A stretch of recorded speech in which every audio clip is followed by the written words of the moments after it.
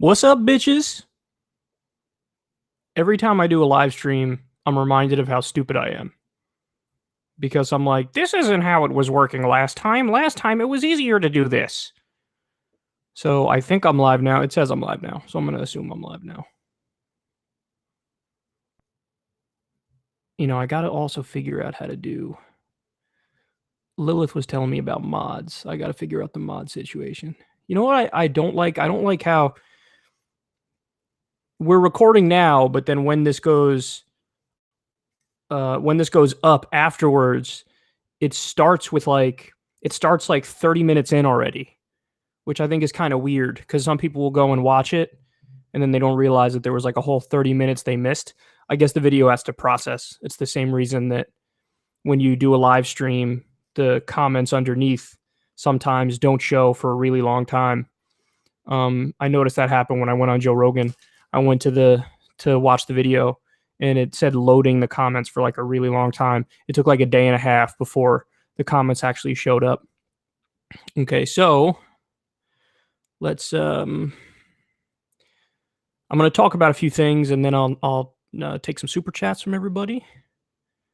But first, let me hop on over to the control roomington and see what's going on. I'm mostly doing this because there hasn't been a Kyle and Core in like a zillion weeks. And I feel kind of bad about that.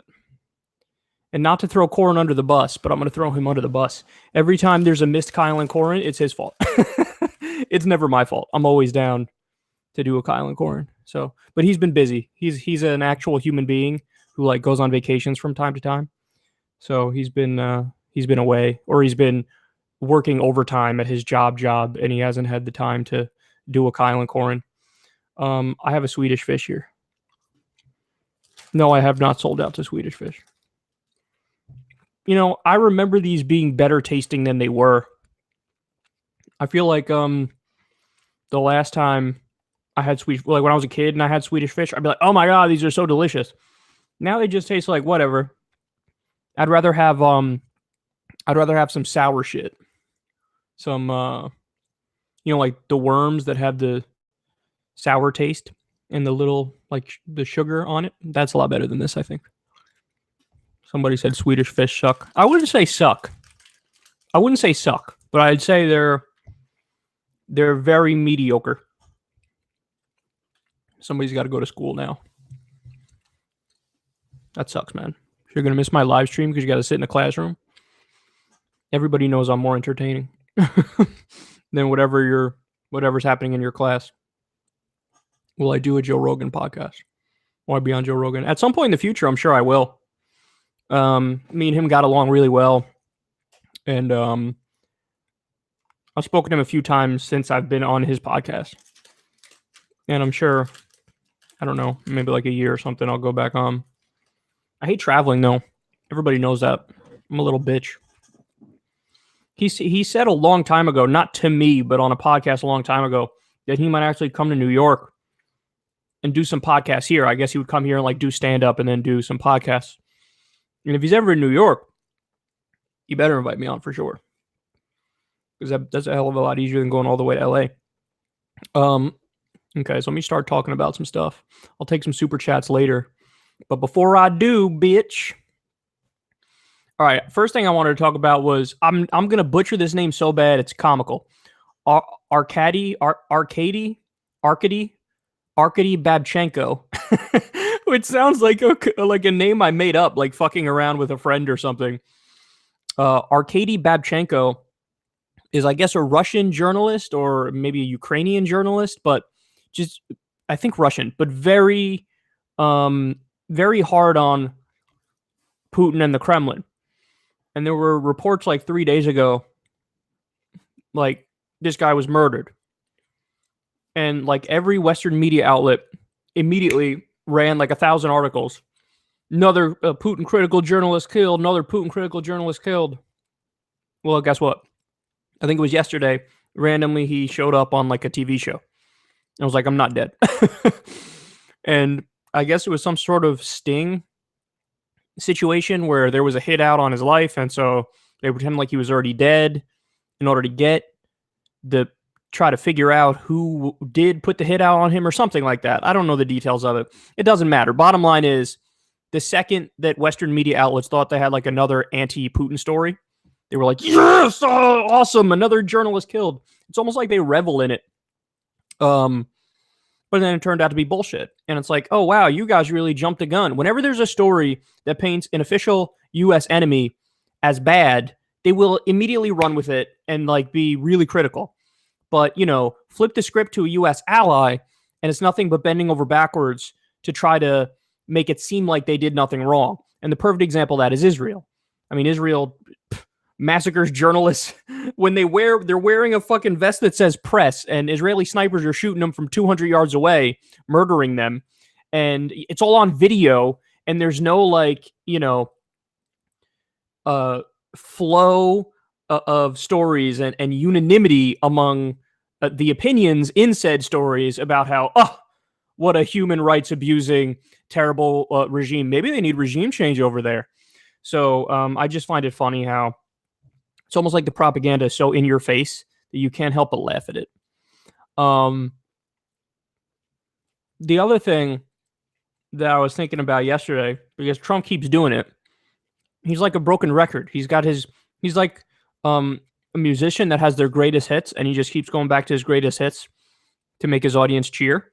But he keeps talking about MS-13, and he keeps pretending like the entire Democratic Party is like, oh, we are in favor of MS-13. I'd just like everybody to know that we are actually on their side, and we think that they're wonderful.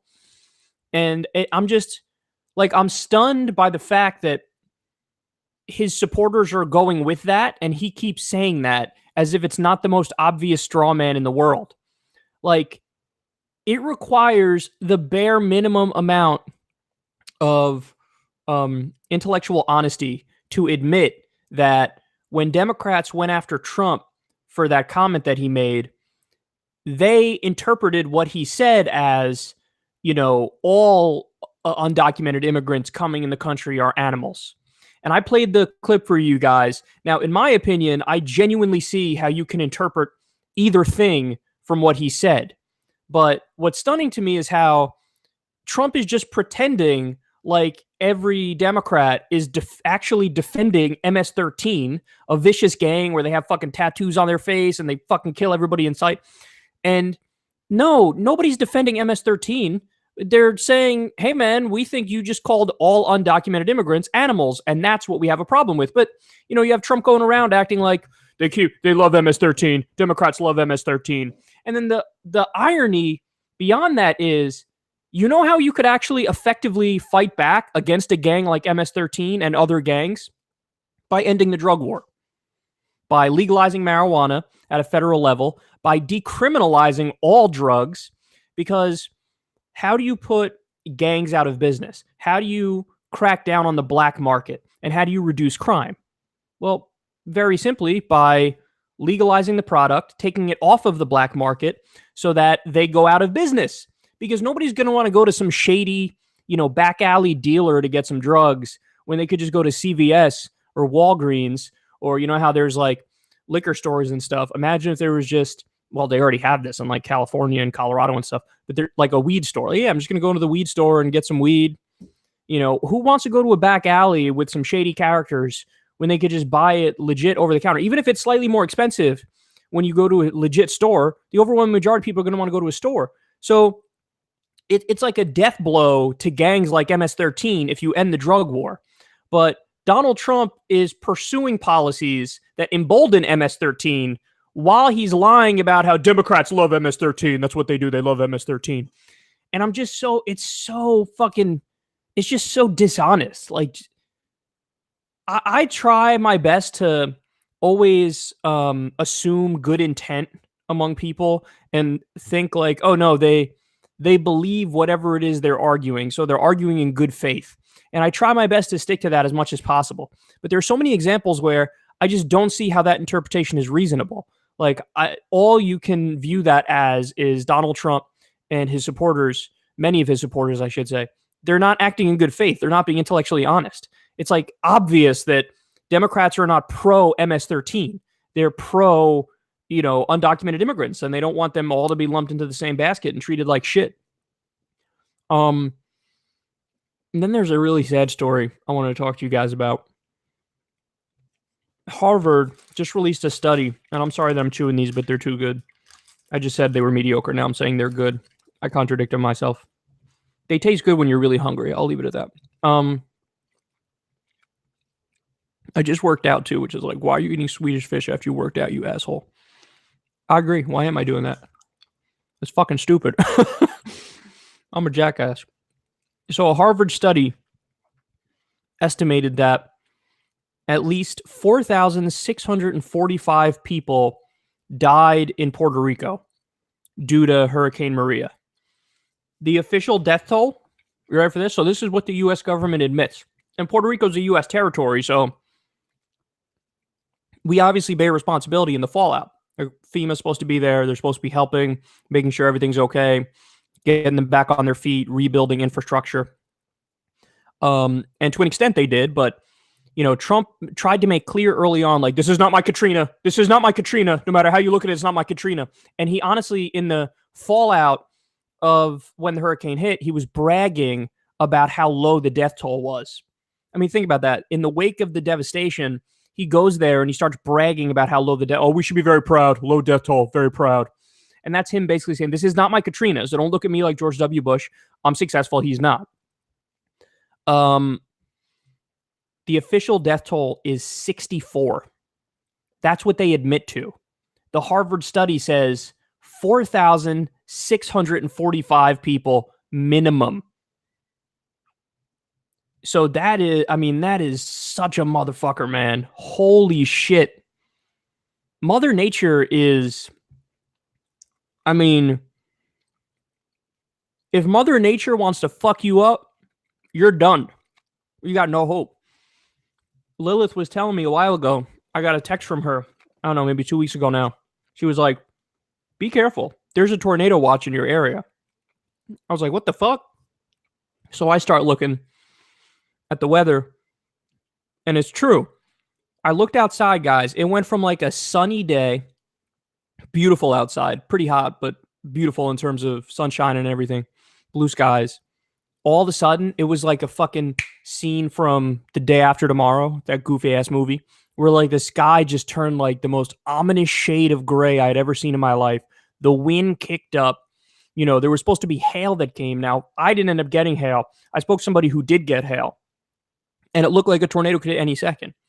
So I went downstairs, and I was like, I turned into a little bitch, because that's, it's times like that, and Lilith would honestly laugh at that ultimately, because she's in Tornado Alley, so she sees the real devastation. She's seen the tornadoes and everything.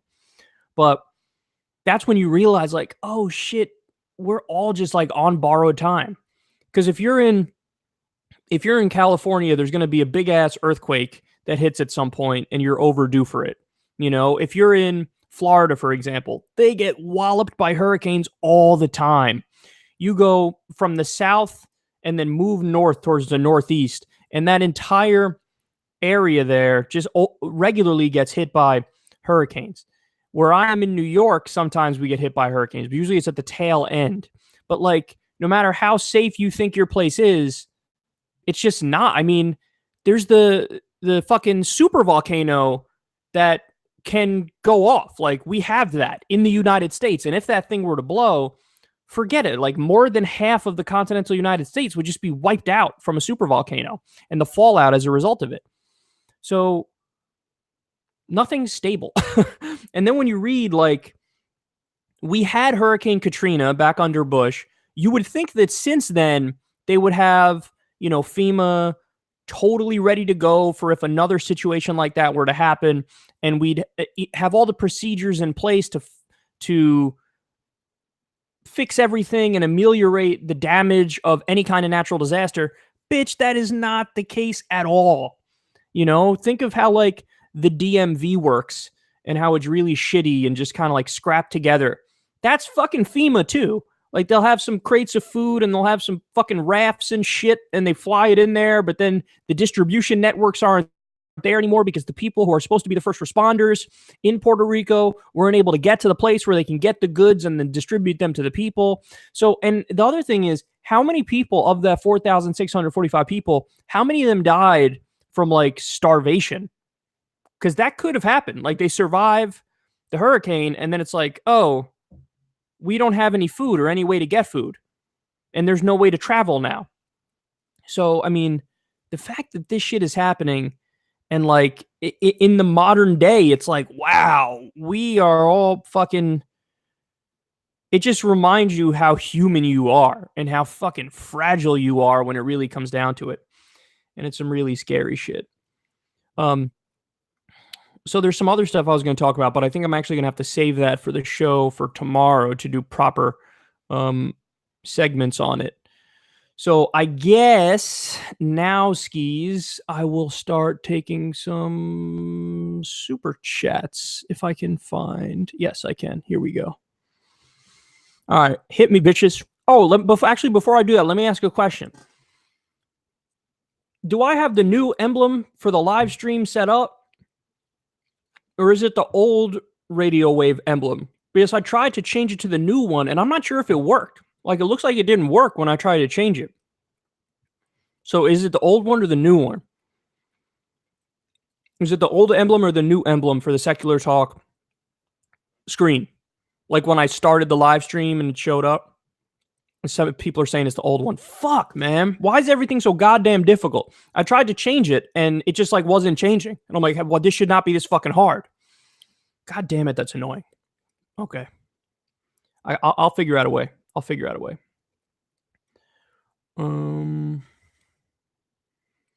I obviously can't do it now. Cards? What's cards? You know what? Whatever. Whatever, bitch. I'll figure it out some other time. Anyway.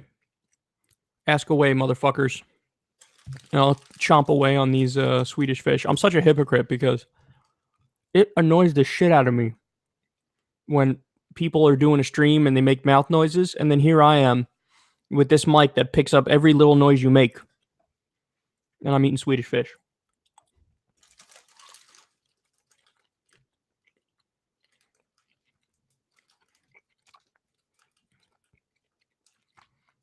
Do I have the wrong thing on?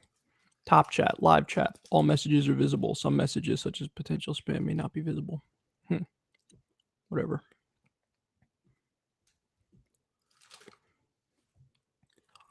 You're getting old, Kyle. Technology is becoming too hard for you. It's always been hard for me. I'm a fucking idiot. Go back and watch some of the early, like, 2008 Secular Talk videos. I didn't know what I was doing then. I don't know what I'm doing now.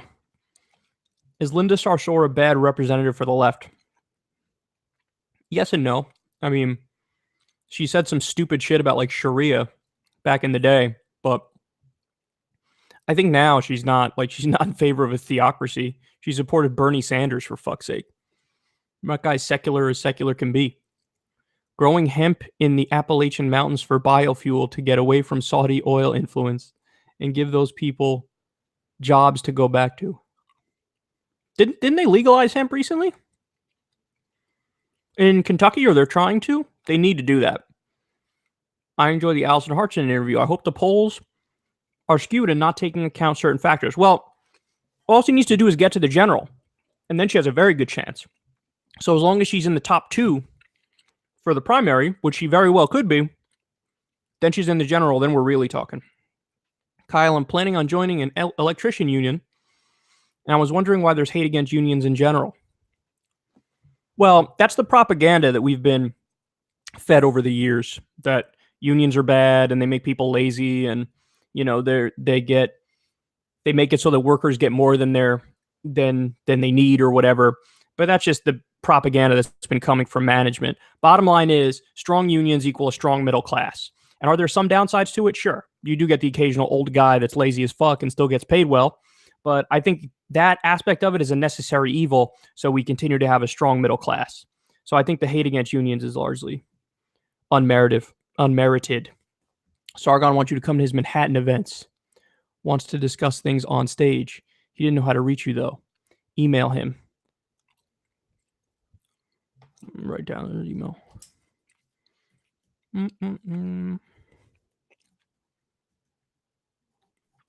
Okay, I have his email.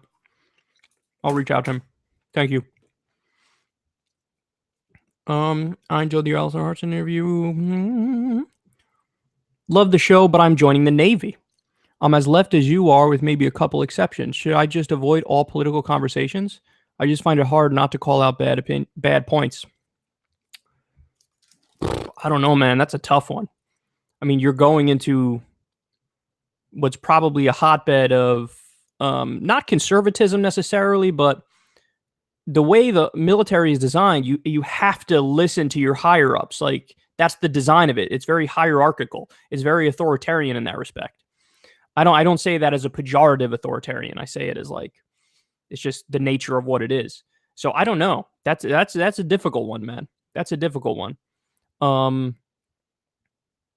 Just be true to yourself, and you might find that you don't even want to be in the Navy once you're in the Navy.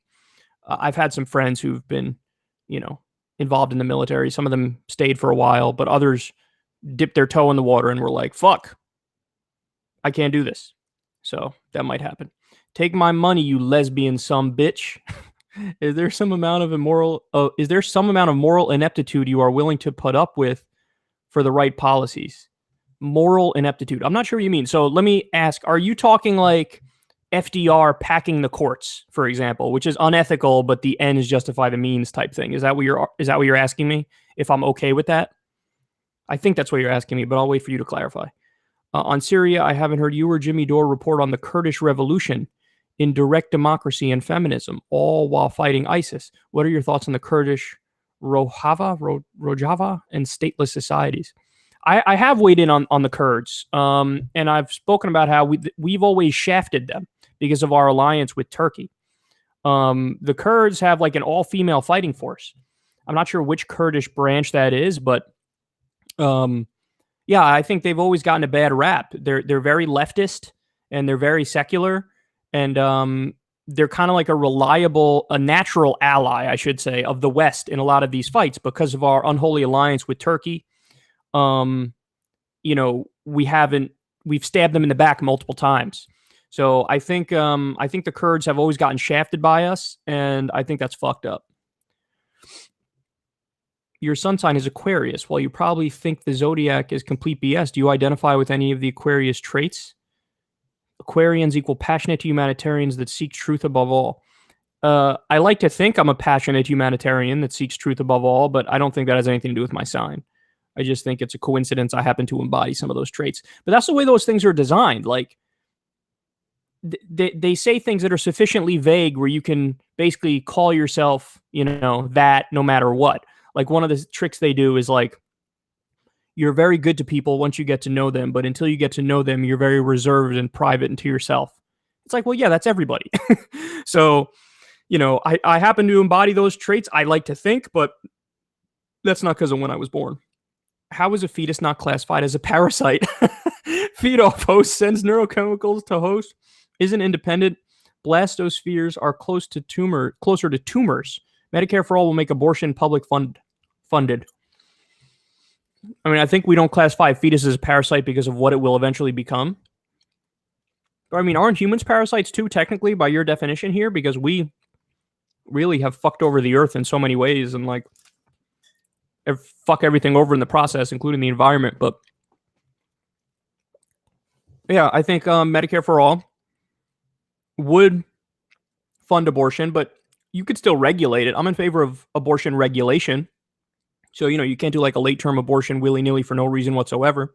I think just like in Roe versus Wade, certain lines that you draw are reasonable and others are not. Obviously, the pro-lifers are way too far in the direction of protect the fucking zygotes and the gametes, and I think that's stupid. But I also think there is room for reasonable regulation in a moderate position where we say, okay, here's when you can and here's when you can't get it. And, there's always going to be the exception for rape and incest and life of the mother, and if the fetus is going to die anyway. But I'm okay with after the nervous system is developed, limiting it after that, because I think that then you're inflicting pain and it's a different moral question. But yeah, I do think that there should be publicly funded abortion to a certain point under Medicare for all, for sure. Sup, dude, fan from the UK. Do you think the EU has parallels to trade deals like the TPP? Thanks for saying Don't Just Stare is my favorite channel. I don't know what that last part means, but yeah, the EU is kind of in certain ways it's fucked up. Like, I don't think anybody could argue it's been a net benefit for the Greeks, for example. You know what I mean? So you need to have control of your own currency to really control your own destiny in a way. So, you know, with some elites far off in the distance making decisions that affect your life, ultimately that's going to screw over a lot of different countries in the EU. So I think there might be a way to make it work.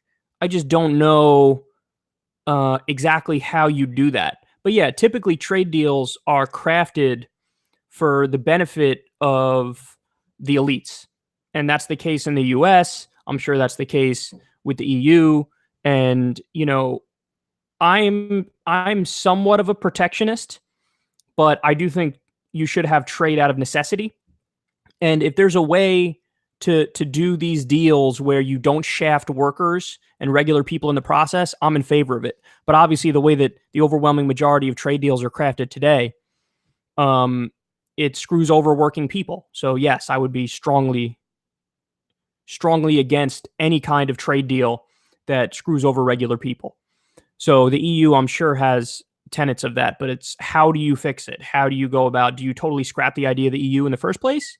Or do you try to do tweaks through whatever it may be, popular referendums, or you bring in economic experts on the issue? There's a good economist. What's his name? Mark Blythe, I think it is. Something Blythe. Jimmy Dore has spoken to him. He seems very, very intelligent on this issue. And, you know, if a guy like that was in the room helping to craft how the EU can or should be done, then I'd be more open to it. But I can see economic exploitation as kind of at the heart of a lot of the ways that these different things are structured, whether it be NAFTA, permanent normal trade relations with China, or aspects of the EU. Yo, Kyle, I'm wondering what you think about Richard Painter running as a Dem for the Senate in Minnesota. He's a former Bush lawyer. Oh, but he endorses single payer, and Tina Smith has not. Should he get my vote? Yeah, he was a Republican, right? And he was in the Bush administration. Wasn't he a Bush ethics lawyer? I mean, that's like being that's like being claiming you're some sort of moral expert, but you're like Charles Manson. Like, I'm a Bush ethics lawyer. Really? Well, were you there when he fucking waged an illegal war and tortured people and shit? So I don't know. I mean, if he's for single payer and he's against money in politics and he's right on the policies, then sure, you should consider voting for him. But I mean, it's really a high bar to get over to even consider a guy like that when he was a Bush ethics lawyer. I mean, that's like, you should be in prison probably. So I don't know. That's a tough one. I have to read more about what he's in favor of, but Medicare for all is a good start. If he's in favor of other policies like that, maybe you do vote for him. If he's the best candidate according to the policies, yeah, maybe you do vote for him. From 2006 to 2013, 88% of manufacturing jobs were lost to automation, not outsourcing or immigration. Thoughts on if we should do anything to combat that or how we can adjust for the future? Well, first of all, I don't know where those stats are coming from, so I'm not sure if I believe it. But to answer your question, I'll just assume for the sake of argument that that's true, which I don't know if it's true, but I'll assume it's true to answer the question. There's nothing we could do to stop the move towards technology. You can't put the cat back in the bag. It's just not possible. It's like trying to stop the internet when it first started. Like, just kind of like a natural evolution. And then here I am doing a live stream where all you guys could see me, and it's all because of the internet and the technology that was created. So there's no fighting back against automation. But what we should do is what Stephen Hawking suggested, which is radical redistribution of wealth and a radical realignment of our government and the way the economy works so that we ameliorate the ills of moving towards automation. Because I think it's inevitable. You can't put the brakes on it. But what you can do is change the political economy and how we organize society and structure society. So the idea from Stephen Hawking was like, what if you assigned every human being their own basically AI or robot that does their work for them, does all the labor for them, and then that human being gets the benefits of the labor of the machines that did the work for them. Something like that, I think, is what the inevitable answer has to be. But we're so far away from that because obviously the people who run society don't want to share the wealth that's going to be created through automation. So we kind of have to force them to do that at a certain point. And I hope we can force them to do that. I wish you'd talk to Richard Wolff. Is that The Economist? Nearly every other progressive show had him, and I can imagine a really interesting conversation between you, and you'd be to the right of him for a change. I've seen his talks. I'm not against that guy. I think he makes a lot of sense. He is to the left of me, though, I think. But yeah, I'll try to reach out to him and see if I could have him on. I'll talk to Jimmy Dore, and maybe he'll talk to him for me. Roe versus Wade isn't the standard anymore. It's 1993's Planned Parenthood case. That's true. It went from trimester standard to fetal viability, where women can't have access, but may have to jump through hoops, but not too many. Parasites feel pain too. Raise age. 26 with job. I don't know what that means. But you're right about the Planned Parenthood thing. I call my mom listening to Newt Gingrich and spewing hypocritical boomer ideologies. Is this justified for an honor killing? Also, Westchester repping. Westchester, yeah, baby. Awesome, Jason. Happy to have you as a fellow Westchesterian, if that's a word that I just made up. Yeah, that's kind of sad. I mean, don't get me wrong, man. I have plenty of experience with family members leaning to the right, and there's nothing you could do about it. I honestly think that that's one of the reasons why I ended up doing what I do, is because I felt like maybe so impotent and ineffectual in talking logically to these people and changing their minds on anything, that it's almost like this became an outlet where I really organize my thoughts and tell you guys exactly what I think and give my arguments and stuff. And it's almost like I'm begging to be heard because I felt so ineffectual in having family members and people close to me hearing me on these things. They just kind of arrogantly brush it aside or don't even think about it. And I'm not talking, for the record, I'm not talking about close family. I'm talking about distant family here, but there's nothing you could do about that. It's just sad. Hopefully over time, you'll say little things here and there and they'll give them some light bulb moments. My mom used to be a Republican. I think she's still registered as a Republican, but she voted for Obama twice, for example. So, and she didn't vote for Trump. She didn't vote for Hillary either, though. She hated Hillary too. But like, she was a Republican and now she's not. So, or she's still registered as one, but she doesn't vote that way. So over time, maybe you could chip away, but really there's not much you could do about it. Kyle, I'd like to know your opinion on the West intervention in Kosovo. Was it successful? Albanians, others were being massacred. So did it work? I don't know enough about that. I was a kid when it happened, and I haven't really read too much into that. I know that Noam Chomsky seems to be very against it. I'm not saying he's right, but the West narrative is like, we stopped a genocide. And then there are others who say that's just simply not the case. So I wouldn't want to give an uninformed take on it. But I will read up on that because I kind of forgot about that whole Kosovo thing. It was one of Bill Clinton's interventions. Hey, in Norway, you can receive the benefits of union negotiations even if you are not a member. It has been like this for a very long time and people still unionize. Isn't this right to work like you have in some U.S. states? Kind of. But the problem is in the U.S., more and more people don't pay their union dues and then the unions collapse. So it's a way to like make the unions collapse while people still kind of benefit from the deals made by the unions. Like over time, it'll take time, but eventually the unions will collapse. So I don't know. You can't, that's like some free riding bullshit right there. Like you need to pay into it in the same way. There's a tax system. If you make enough money, you should pay into the tax system, of course. So that's just a matter of common sense and, you know, paying your way. So I'm not cool with the idea of like, hey, I'm going to let you be part of this union, but you're not going to, you know, pay union dues. Like, no, because in the long run, that helps people anyway. What you pay in, you get back that and then some. And people need to understand that. If standard is in-depth viability, I wasn't fully independent from my parents until I had a stable career at 26. Was a joke about that standard. 3 to 5K when most US can't afford 1K is undue burden.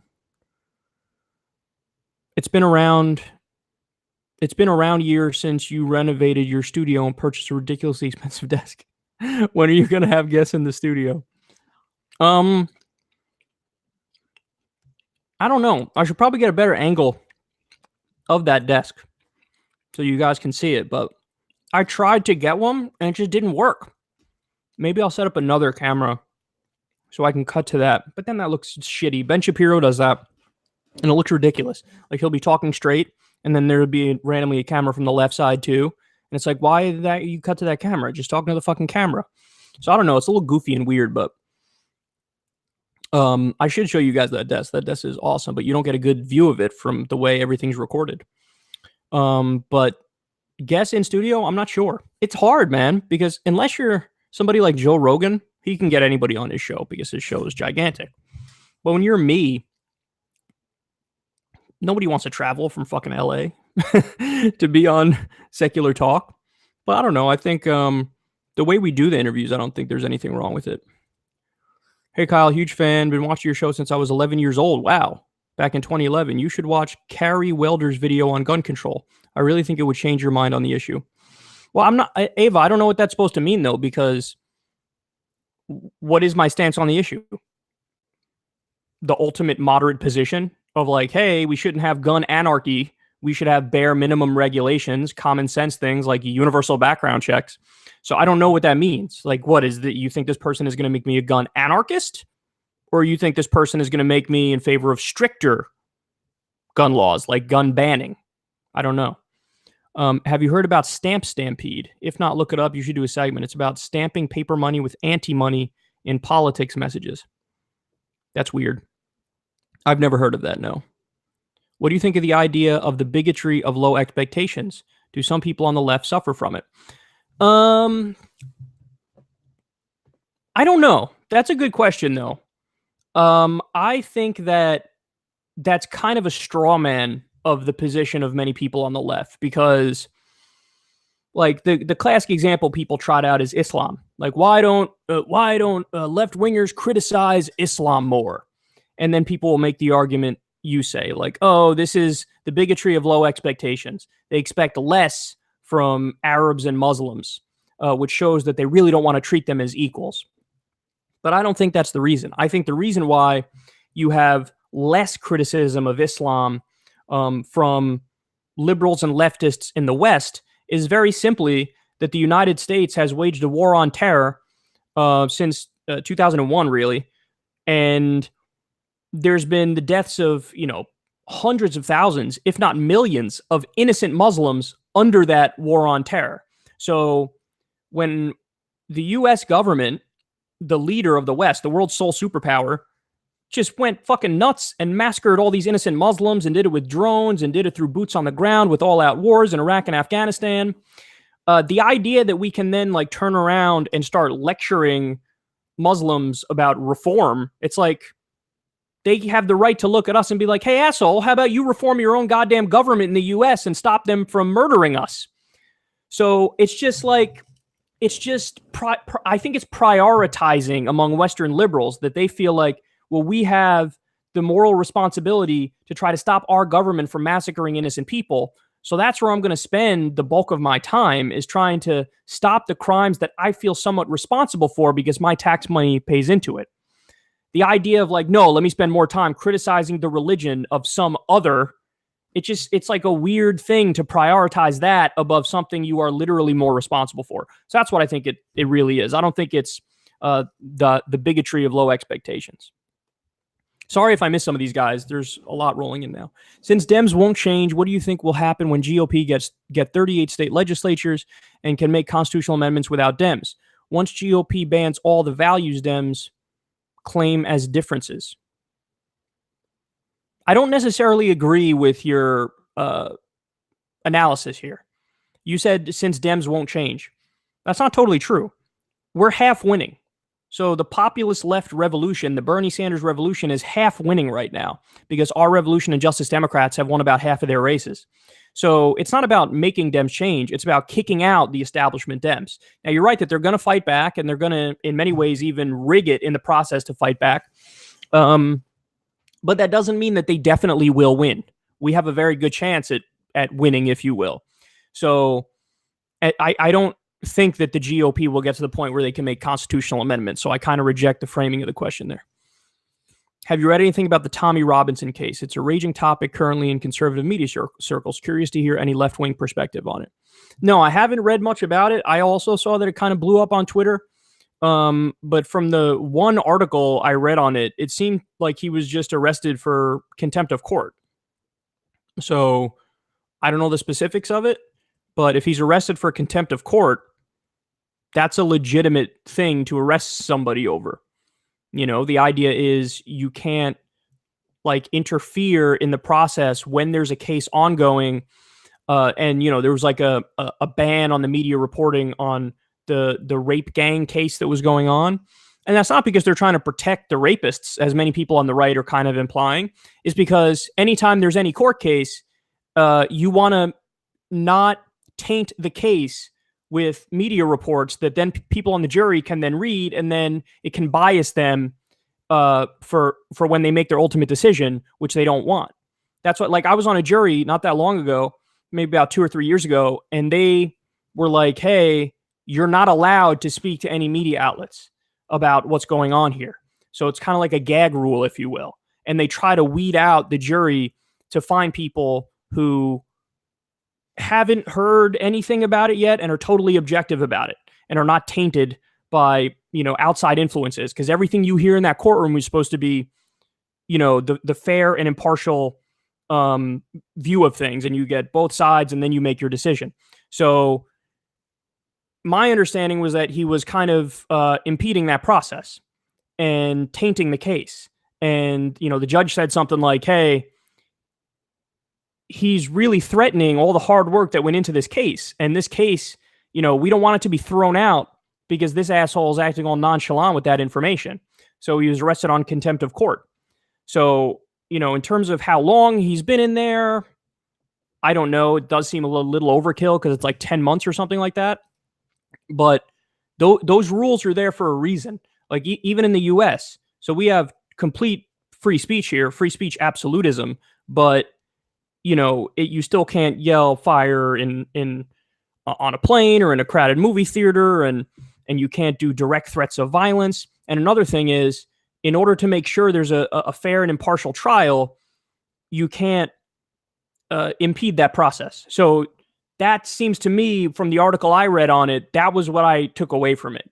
But I don't know enough of the details to really give a fully formed opinion on it. I have to brag to your credit for the work you do. I got my dad to be on a board with single payer. Nice. I use some of your talking points. He is the worst rep hack there is. I like how you said he was convinced, but then called him a hack. That's pretty funny. Yeah, no, listen, it's not talking points. What I give. I mean, I guess technically they are, but it's information. It's stuff I've read in the various studies on single payer. And all the information out there. I mean, to me, the other night, somebody hit me with one that really annoyed the shit out of me. They said something on Twitter like, anybody who ever is for single payer has never balanced a checkbook in their lives, or something to that effect. And then I went right to the article that spoke about how we actually would net save $17 trillion over a decade by doing single payer, because you get rid of the unnecessary for-profit rapacious middleman that is the health insurance companies. So it's always so stunning to me when somebody could assert something with just such certainty about what they're saying and just be totally factually wrong. So I tweeted out the juxtaposition of what they said with that article where it lays out we would save $17 trillion. So it's just the facts on single payer, and the facts are overwhelming, which is why I often try to make the case for it, because it's the right thing to do, and it's just obviously the right thing to do once you look at the evidence. Either you or another good progressive needs to debate Ben or Crowder. If we don't challenge their ideas, they'll only get stronger, especially them pretending only conservatives on YouTube get silenced. Yeah, that's just factually wrong, and it is fucking annoying, man. It is fucking annoying. We've been dealing with it for a long time. myself, Jimmy Dore, Humanist Report, Rational National, Tim Black, others, we get totally put on the back burner by the algorithms. So the idea that it's like, oh, it's only a conservative bias. No, everything is an establishment bias. So if you're any kind of independent outlet, you're going to get the short end of the stick, which is a weird phrase, if I don't say so myself. Have you heard about the initiative to split Cali into 3 states? It might be on the ballot this year. If you have, what are your thoughts? So I have a weird kind of take on these things.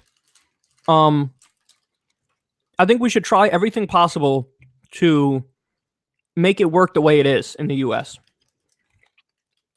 But in a worst case scenario, would I ultimately be okay with Texas splitting up or something, or seceding from the U.S., or California doing it? Yes, I can imagine circumstances in which I'd be okay with that. But I think we should try to, whatever grievances there are, I think they should try to be fixed before you go to that extreme route. So that wouldn't be on my list right now, splitting up California, or, letting Texas secede or something like that. Does somebody making $50,000 a year have less civic responsibilities than someone making $1 billion?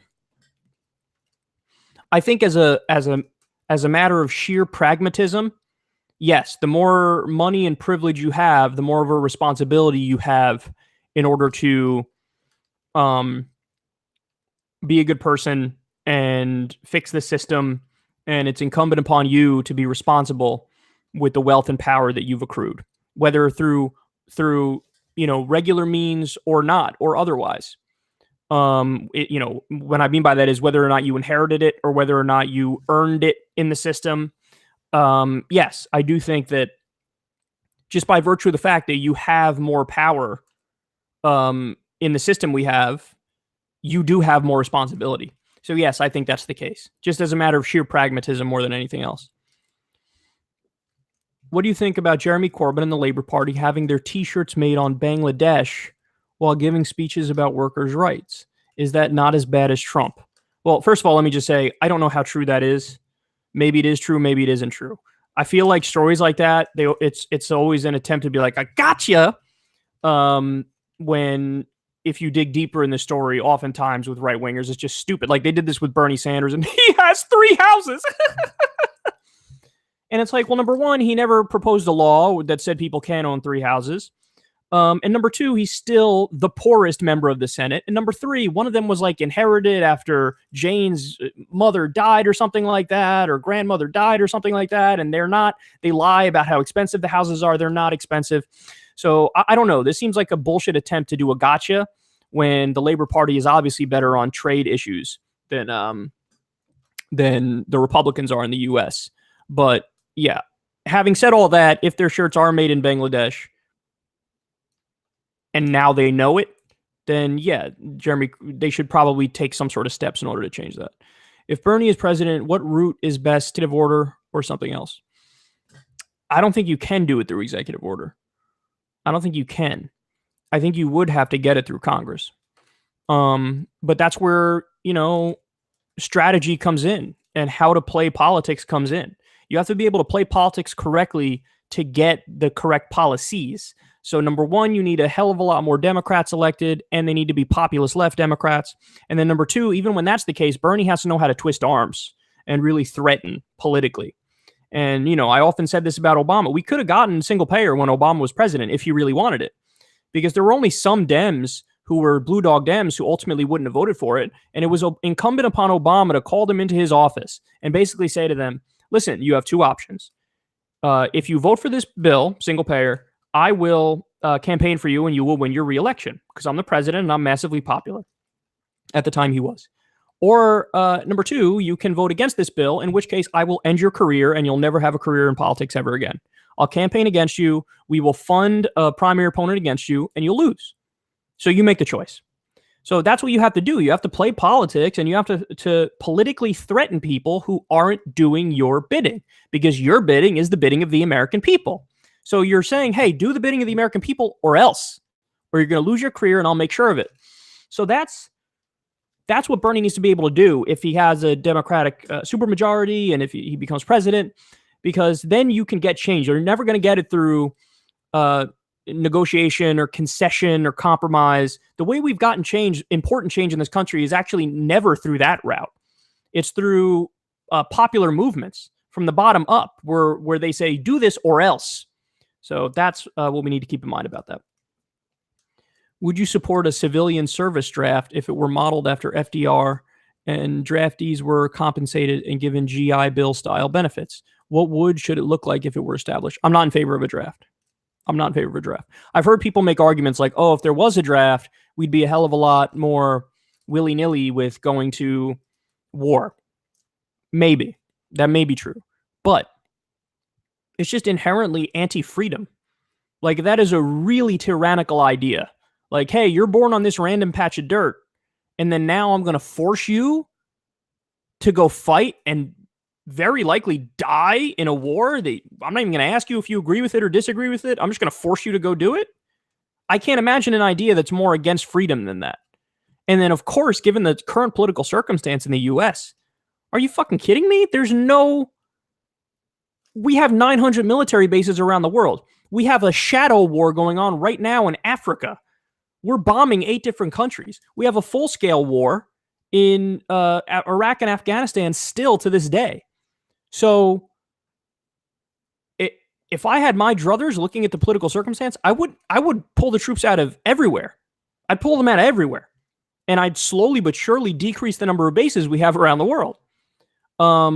So fuck no. Being how we do so many offensive attacks, the idea of like, oh, we're going to force, regular people to go join the military. Are you fucking kidding me? I'd be out to Canada in 0.2 seconds. It's not like every time we're fighting the Nazis.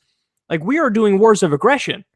So since that, like, I like to think I'd be brave enough back during World War II. If I was at that time, I actually would have fought, because Hitler declared war on us. He was a threat. He was a menace, and it was defensive to fight that war.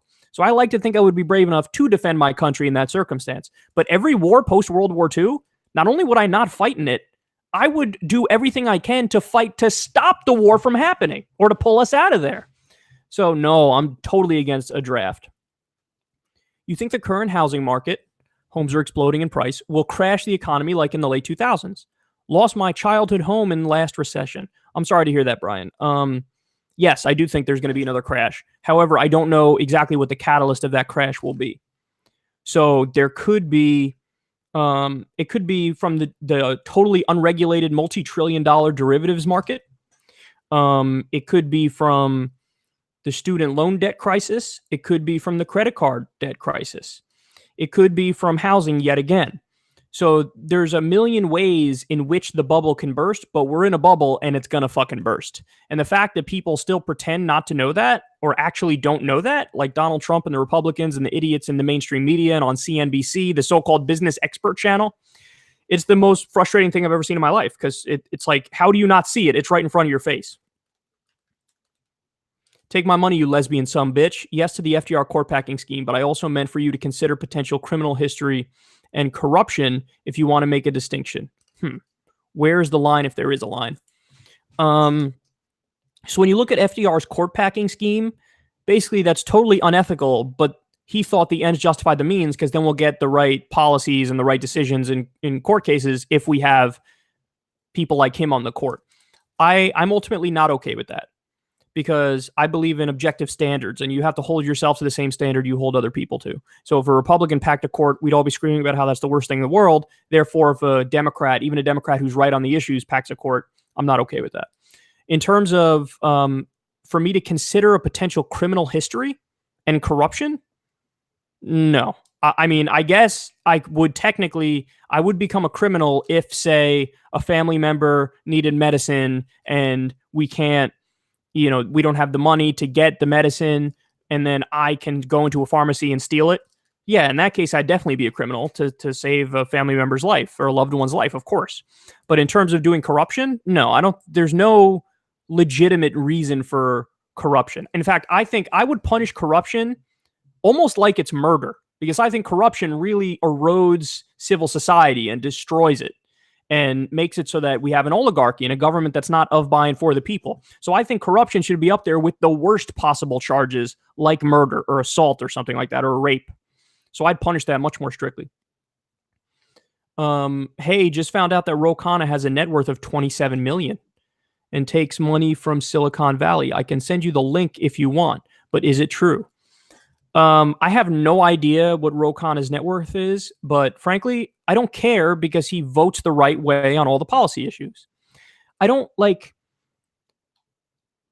that. That needs to be everybody's ultimate barometer, because if it's not, then I don't know why you would even care about politics. Like, I'm not interested in like the gotcha like with Bernie Sanders and the three houses, like, oh, gotcha. That's such a deflection and a dodge from what really matters, which is his fucking voting record, which is right. He's right about virtually almost everything. Now, Ro Khanna has become the young Bernie Sanders to an extent, and his voting record is superb. So in terms of what his net worth is, I don't give a shit what his net worth is. Now, in terms of him taking money, I happen to know, because I've researched this in depth before, that Ro Khanna, number one, he doesn't take any corporate PAC money. Number two, and actually this one you guys can check to make sure I'm correct, because I'm actually not sure about this part of it. My understanding was he doesn't take any donations above the $2,700 maximum. So he's taking individual donations. The maximum is $2,700 under law. So he won't take anything over $2,700, but he also has a lot of small donors. So as long as he's raising money from individuals, as long as it's not corporate PACs, and here's the most important part, as long as his voting record is correct, the rest I don't care about. So I don't care about his net worth. I don't care about how many cars he has. I don't care about how many homes he has. I just care about his voting record. So I'm not interested in like personal attacks or, putting somebody's integrity or honor on the line when he's demonstrated through his voting record that it shouldn't be on the line. So I hope that answers your question. How much should we all give to Allison? Would you consider hiring a CFO to help your audience determine the proper level of support in order to remain competitive? I don't know why me hiring a CFO would have anything to do with Allison. You should give to Allison whatever you feel comfortable giving to Allison. And the election is very, very soon. So hiring anybody in relation to that campaign, I'm not sure how good that would be at this late ass date. But just give her whatever kind of support you can. If you can spare to give her $10, $20, $50, whatever it is, go for it, because she can use all that help for sure to get the word out in these last few days here. What do you think of Abdul El Sayed in Michigan governor's race? And will you cover him? He's a strong progressive and raised over $2 million. I do support Abdul El Sayed. I do support him. I think he's great. He's a very populist left Democrat. What think about the anti-imperialist alliance winning the Iraqi election? The two biggest members of the alliance are the Sadrists and the communists. I'm not surprised that Muqtada al-Sadr won the Iraqi election. He was one of the leading clerics against the West. And he's populist in that sense. He was against, the evil foreigners invading his country, and, we classified him as a terrorist at the time. And now he's the prime minister of Iraq. Or he won the election or whatever. So I'm not surprised by that. How much? Oh, you already answered that. What about drafts in European countries in case of war with Russia? I don't support drafts anywhere. I would like to give this, people of fucking France and Germany and the UK the same respect that I would give to people here in the US, that they should be free from the tyranny of being forced to fight in wars they might not agree with. Hello, Kyle. Speaking of the draft, do you think progressives have over-glorified and romanticized the 60s revolutions, especially since, apart from the Civil Rights Act, they accomplished nothing? That's a good question. I don't know. I've always been kind of just so-so and generally not in favor of like the hippie movements, because I feel like there's a lot of, I don't know what the right word for it is, like woo-woo bullshit attached to hippies, where like, okay, they're generally for the right policies, but at the same time, they also mix that in with like, bro, I have some healing crystals and I believe in alternative medicine. And it's just like, oh, you look like such a fucking idiot. And you're undermining the fact that you might be correct about issues like healthcare for everybody. You know what I mean? So I don't know if it's been romanticized. I think they were right with their social policies too, how they're more in favor of like drug use shouldn't be punished and things of that nature. But I do think that that generation did a lot of great things, including the Civil Rights Act, like you mentioned. So I don't know if they're over glorified, but I'm just not a fan of like when people are so counterculture that the counterculture becomes its own culture. And it's like, in an attempt to be like, I'm totally not down with the system, bro, you actually become like a caricature of a human being and like your own system and your own version of like, you're just a parody. You're a caricature.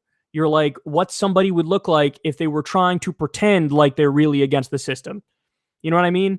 So I don't know, but I'm just a loner outsider anyway. So I feel like I'll shit on everything.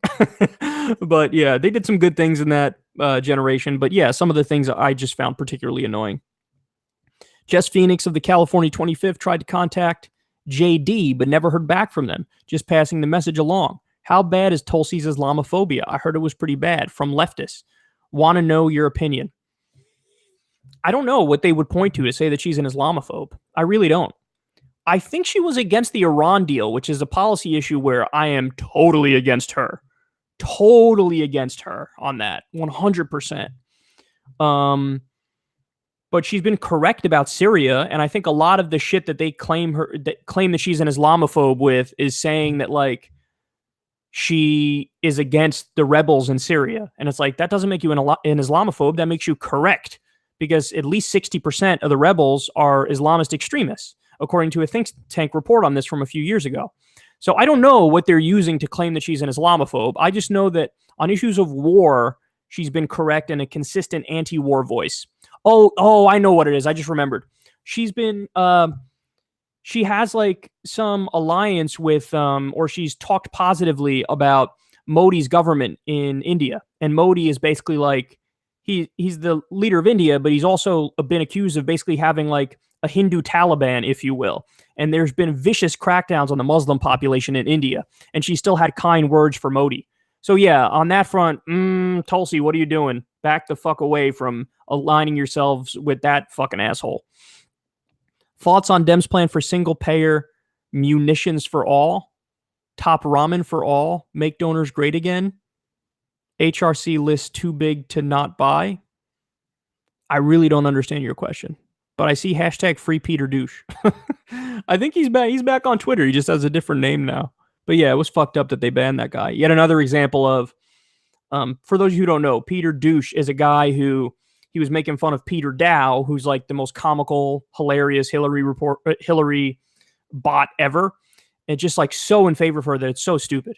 And he was being a parody of that guy. And it said, I am a parody on his Twitter account. And they banned him anyway. He got banned for violating the terms of service. So that's a lefty being banned for his free speech. And nobody really came out and defended him other than other lefties. So all the right-wing free speech warriors, where are you on that one? Kyle, I tweeted this to you yesterday, but a Washington Post article from May 18th says the Pentagon wants to build up nukes. Thoughts? Look for the thing I tagged you in. Also tag Jimmy Dore. I'm really probably not going to be able to find that tweet, man. I'm not going to lie to you. But yeah, the Pentagon wants to build up nukes. They've always wanted to do. They wanted to modernize our nukes. But that's actually really dangerous because right now, the way we run the nukes is on floppy disks. And you might go, whoa, that's weird. That seems very dangerous. No, that's basically unhackable. But if we modernize our nukes, then all of a sudden it's on these modern computer systems and it's hackable. So, and by the way, if I'm not mistaken, it would cost like trillions of dollars to do what they ultimately want to do in the long run. So like funny how nobody talks about how, well, we can't afford that shit. But of course, everybody immediately says we can't afford free college. We can't afford Medicare for all. You know, we can't afford an infrastructure deal to make the country have an A+ infrastructure. So it's amazing how the priorities are like anything for war, because we need that. But healthcare for people, fuck that. Education, fuck that. Will you do a report card on Trump at the end of his presidency like you did with Obama? Fuck yeah, I will. Fuck yeah, I will. And for those of you who haven't seen that segment, go watch type Secular Talk Obama's report card into YouTube and watch that entire segment. I did a full breakdown of Obama's presidency and gave him a grade at the end of it. I won't tell you what grade I gave, but go back and check it out. And yes, I will do that for Trump. What is the best way to clean out woo-woo bullshit of the party you and I are inheriting? Love you, buddy. Hey, thanks, man. Love you too. Best way to clean out woo-woo bullshit. Speak truth to power, man. That's it. It's always the hardest to keep speaking the truth when you're critiquing people who you really agree with on other things. Like, it's easy for us to criticize corporate Democrats because they're so hacky and they're so establishment-minded. And it's easy for us to criticize the elitist Republicans in D.C. who are against the American people with virtually every policy they're in favor of. But where it's really hard is when you're looking at your fellow, democratic socialists, fellow populist left people, and you're like, listen, here's something you're wrong about, dude. Whatever it may be, like alternative medicine. There's a lot of people on the populist left who think like there's some truth to alternative medicine shit. And it's just like, no, just because the pharmaceutical companies are assholes and just because they bought the government and just because, they are pieces of shit in many respects doesn't mean that vaccines don't work and doesn't mean that some bullshit ancient Chinese medicine works. It doesn't. So yeah, you just always got to speak truth to power and speak truth to everybody, I guess. All of those were parody examples of progressive slogans that Democrats currently support. In style of Peter Douche's comments was a joke. Okay. Balthazar, I'm thick. I'm thick. That sounded weirdly sexual. I'm dense. I'm probably somewhere on the spectrum. So that's why sometimes I don't get obvious jokes. Michael, thanks, man. Thanks for the donation. Jason Stapleton has said he would like to have you on his show. Are you game? Who the fuck is Jason Stapleton? That sounds like a basketball player. Jason Stapleton. New voice of liberty in America. Some libertarian guy? Yeah, it's libertarian guy. Why do you guys want this?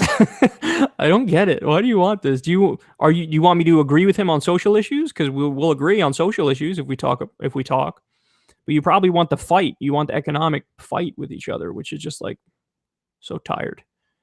Justin Trudeau, progressive or buffoon? Buffoon. Definitely a buffoon. Yeah, I mean, he's kind of like Obama, I guess. Kind of like has neoliberal sensibilities and policies. So, yeah, I mean, he's better than the alternative, but that's not saying much. It's like Obama. Thanks for being a real human and showing vulnerability in your interview with Amy Villela. Mad respect. Thank you for saying that, but that's embarrassing. I've cried. I cried for that a little bit, but I was able to fight back the tears. But I told you guys the story about how I gave a best man speech at my friend's wedding. I've given a few, but it was the first one I ever gave. I cried like a bitch, man, and it was so embarrassing. I mean, I barely got a word out. People said it was good. The speech was good, but I think they were just being nice to me. Because I felt like I was blubbering and could barely get a word out. And I remember just being so mortified after the fact. Like, I just cried like a baby in front of a group of, whatever it was, 100 people or some shit. I think they recorded it, but I've never seen the recording. If I can get that recording, I'll fucking upload it online, man. I don't give a shit. I'll upload it for everybody on Secular Talk. But I was embarrassed. I was definitely embarrassed. Sometimes I cry at random ass times, man.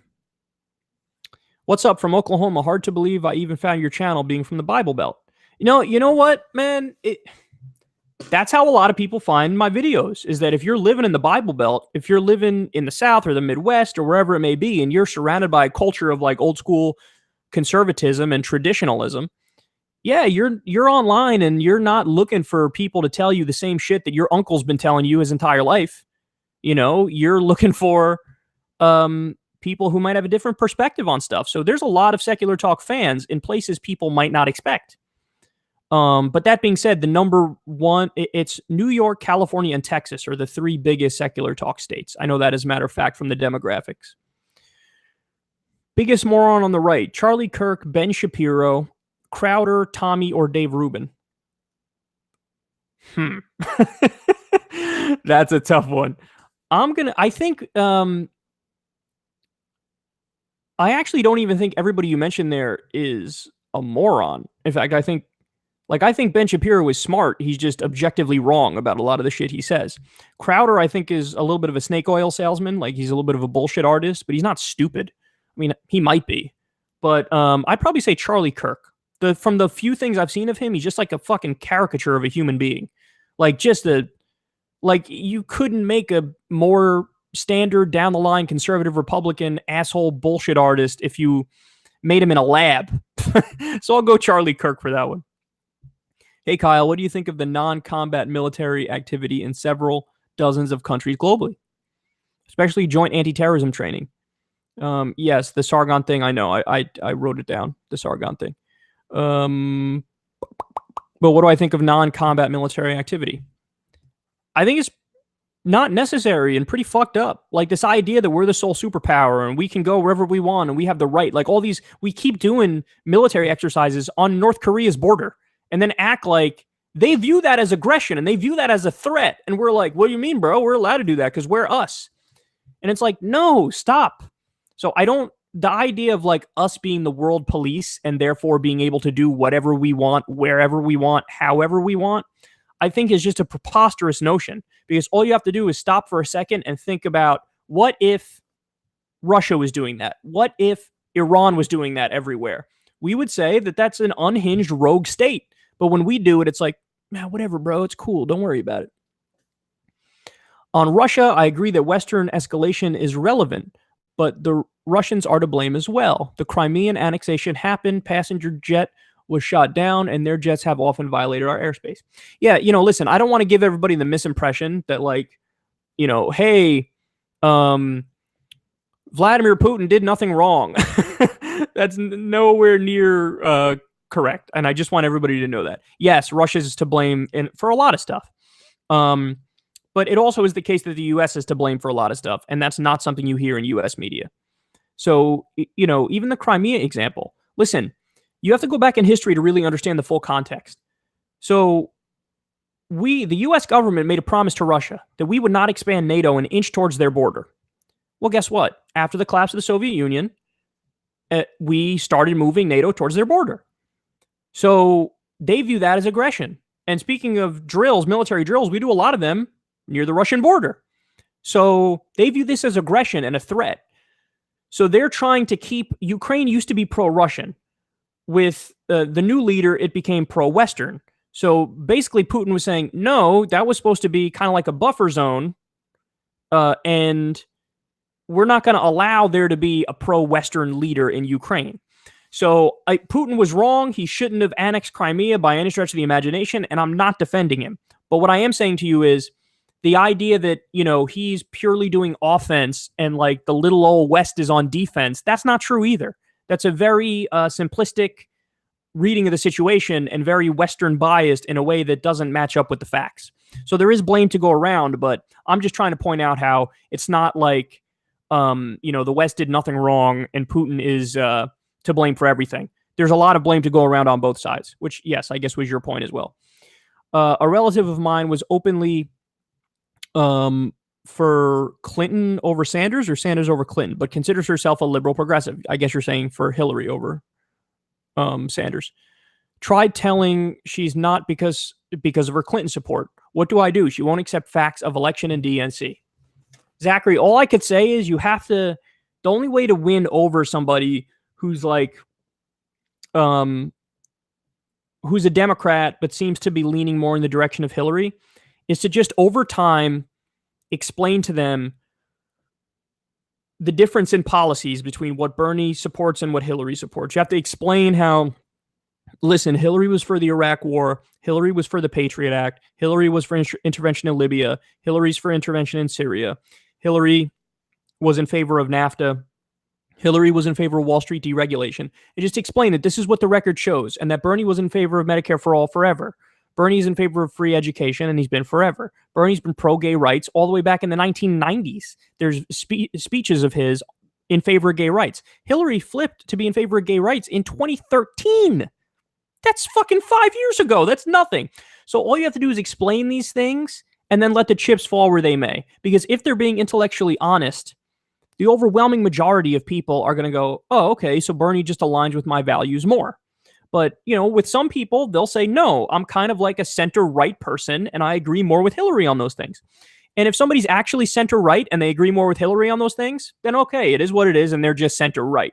But if you explain to them the facts about the policies, then I think over time, you can make some people who were pro-Hillary, pro-Bernie, because you show that it's not personal. It's more about just their record and what they're actually in favor of.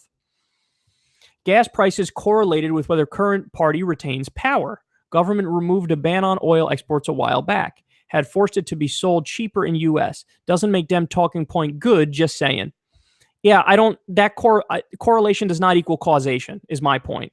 And when you have a progressive base that's out there screaming about Medicare for all and free college and a living wage and ending the wars, and really are hammering away on that and trying to force Democratic politicians to take that position, it's just so out of touch and so like the corporate Democrats to just pick a random issue like gas prices and make that the centerpiece of their new election campaign.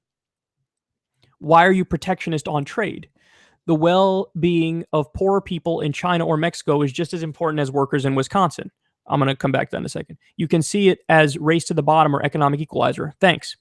Okay, so let me answer that question because there are some misconceptions there. First of all,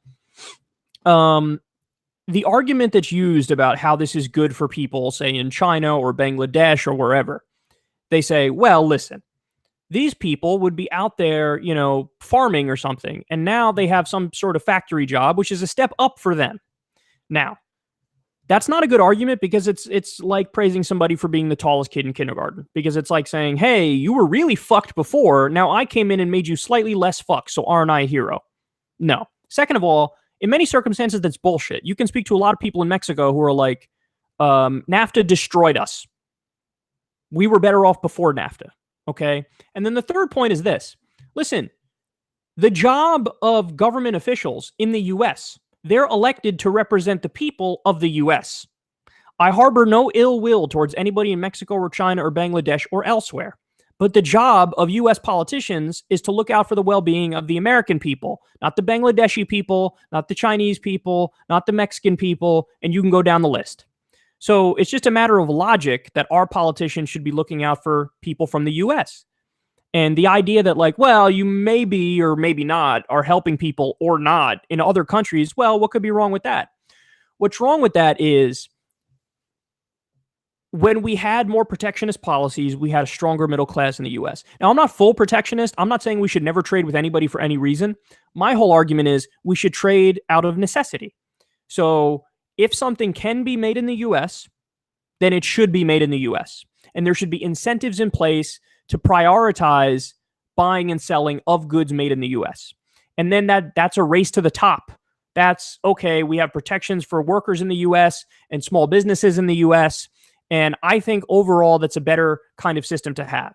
Now, obviously, in some instances, you're still going to need to trade. Okay, fine. And we'll make those deals, and they should be good for everybody involved. Okay, but yes, NAFTA was a disaster for the middle class in the U.S. Permanent normal trade relations with China was a disaster for the middle class in the U.S. And this stuff is not controversial. What I'm saying is just a restatement of the facts. So I think our politicians should look out for our people, and I don't think that's a controversial position, and I don't think it's controversial to be pro-union and to be in favor of some protectionist policies that help workers. Okay. How do you feel about Medicare for all and SSI to each be 100% of the federal budget in 2030? Fright power. What does that mean? How do you feel about Medicare and SSI to each be 100% of the federal budget in 2030? Fright power. AHBW. I don't know what that means, man.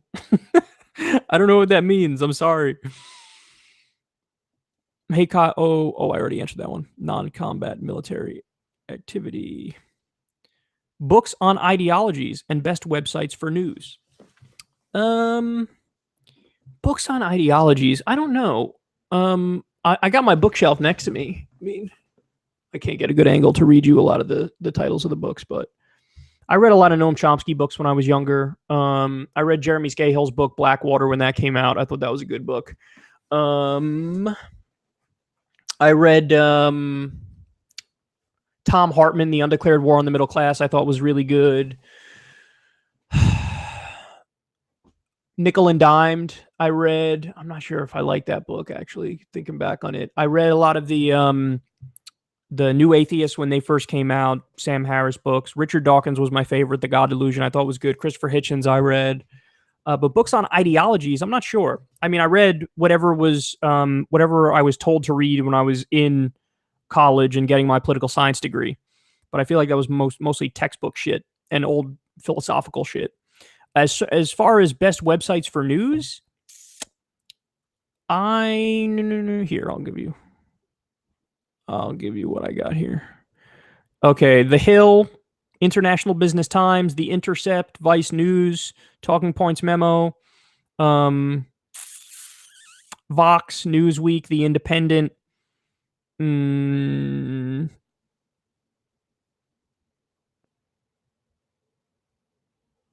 NPR, Associated Press. You know, I just go everywhere I can, basically, The Guardian, to just try to get whatever I find interesting is what I cover on the show. So, hope that answers your question. Of all major world issues, climate change is the most severe. Will you or TYT consider doing segments specifically on global warming or climate change? Sure. I mean, I already do. Perhaps I don't do it as much as like economic issues, but it just so happens that there's a lot more coverage of economic issues, which is probably why I cover it more, because it just shows up more. But I think John Iadarola even did a special series on climate change. So go check out John Idarola's series on that. Thoughts on Dems' plan for single payer? I already did that. What do you think would be the biggest opponent to the progressive candidate in the 2020 presidential election? Joe Biden, Kamala Harris, Cory Booker, and who should be that progressive candidate? I just picked my nose, by the way. That's me. And who should that progressive candidate be? Bernie, Tulsi. Bernie should be the candidate in 2020 for the Democrats. And the biggest threat of the people you named, maybe Kamala Harris of the people you named. I think she'll have a much more believable progressive front. Or Kirsten Gillibrand actually might also be the biggest threat to Bernie winning. Because she'll have a better progressive facade than like Cory Booker, who just comes across as smug and disingenuous. Remember when you were asking for our own word to say super wrong? It should be the mother of all wrong. I like that. I might go with that. That was good.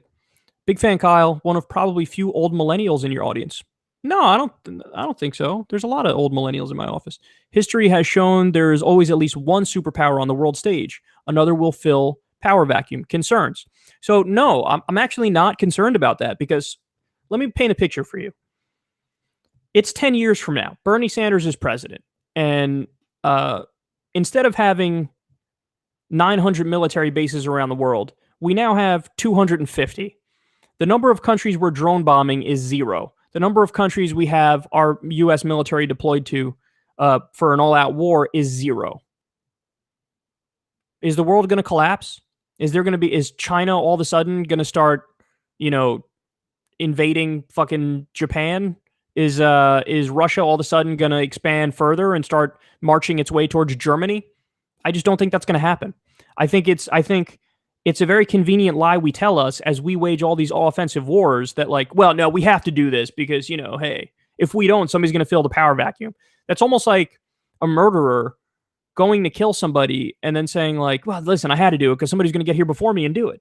It's like, what the fuck? That's just illogical. So no, we should act in accordance with principles of a belief in human rights. And we should follow international law like we expect of everybody else. And I think if we do that, the world would be a better place, not a worse place. And I don't think we're totally at an immediate, instantaneous threat of other countries like going buck wild if we're not going buck wild. What do you think of the political views of libertarians? As a social democrat, I can't stand Republican ideals, but I do respect conservative libertarians. What are your thoughts about them? Yeah, I've said it many times before. I 40% agree with them, or 50% at most agree with them. They're half right. On social issues, I'm more libertarian than anything else. So I would have to say I like the likes of Ron Paul. I have massive disagreements with him on economic policy stuff, but that's okay, because we could work with him on like ending the drug war, for example, and like legalizing euthanasia. I'm sure he'd be for that. So yeah, I could work with them, but just on the issues we agree with each other on. Would it be a failure if we ended up with the public option? Why do you support single payer over public option when most modern countries have public option? That's actually not true. Also, take my money, you seltzer sellout. So no, most countries have, most developed countries have a single payer healthcare system, and they have the option of supplemental private insurance. Okay. So I support that. I support exactly what the rest of the modern world has: a single payer healthcare system with the option of supplemental private insurance. And yeah, public option is just too watered down for me, because you're still leaving the root of the problem, which is the overwhelming majority of the American people with rapacious for-profit health insurance companies robbing them blind and not giving them good care. So yeah, I would like to copy, I think, France's system, which is public funding of private institutions. Public funding of private institutions with the option of, if you want, supplemental private care. That would be my pick if I had my druthers. Hi, Kyle. Do you support direct democracy or representative democracy? Do you believe there's a chance for civil war in America? No, I don't think there's a chance for civil war in America, because we have too many distractions. We have Netflix, we have video games, we have TV, we have the internet, and everybody was just like, what, really? You want to go fight and die in the street because you're having a political disagreement with somebody? Fuck out of here. So no, I don't think there's going to be a civil war. And I think a modified version of direct democracy would be a great idea, but it would have to be a constitutional direct democracy. Because if you leave everything up to the will of the people, well, history shows that's a bad idea. Like, we would have had segregation much longer if we left that up to a direct vote to the will of the people. So sometimes you need the protection of the rights of the minority to be in a constitution, and you don't have people willy-nilly take it away. So if you have a constitution that lays out everybody's rights and they're set in stone and they can never be changed, okay, or it would require, like a 3/4 majority or some really high amount to do it. Well, then outside of that, yeah, most things should be up to direct democracy. And we should, like, I mentioned this on the show the other day. Imagine if once a year we all went out there and voted on the 5 biggest political issues of that year. It'd be awesome. Everybody would be like, oh shit. Oh, are you ready for this year's vote? Man, the marijuana legalization is on it this year. Oh, I can't wait to vote on that one. Like, we would just be in a much, much better shape than the current oligarchy we have now. So I would support a modified version of direct democracy. Sure. Please talk about Chuck Schumer's political views. Israel first. Yeah, he's a fucking asshole. That's Chuck Schumer. He's a fucking asshole. He wasn't in favor of the Iran deal. Every time Israel goes on one of these bomb fests in Gaza, he defends the Israeli government. He supported Donald Trump's bombing of Syria. On the main things that he should be resisting Trump, he's agreeing with Trump. So yeah, I have no love for Chuck Schumer. He's one of the worst corporate Democrats. He was in favor of the Iraq war too, I think. Let me see. Chuck Schumer, Iraq war vote.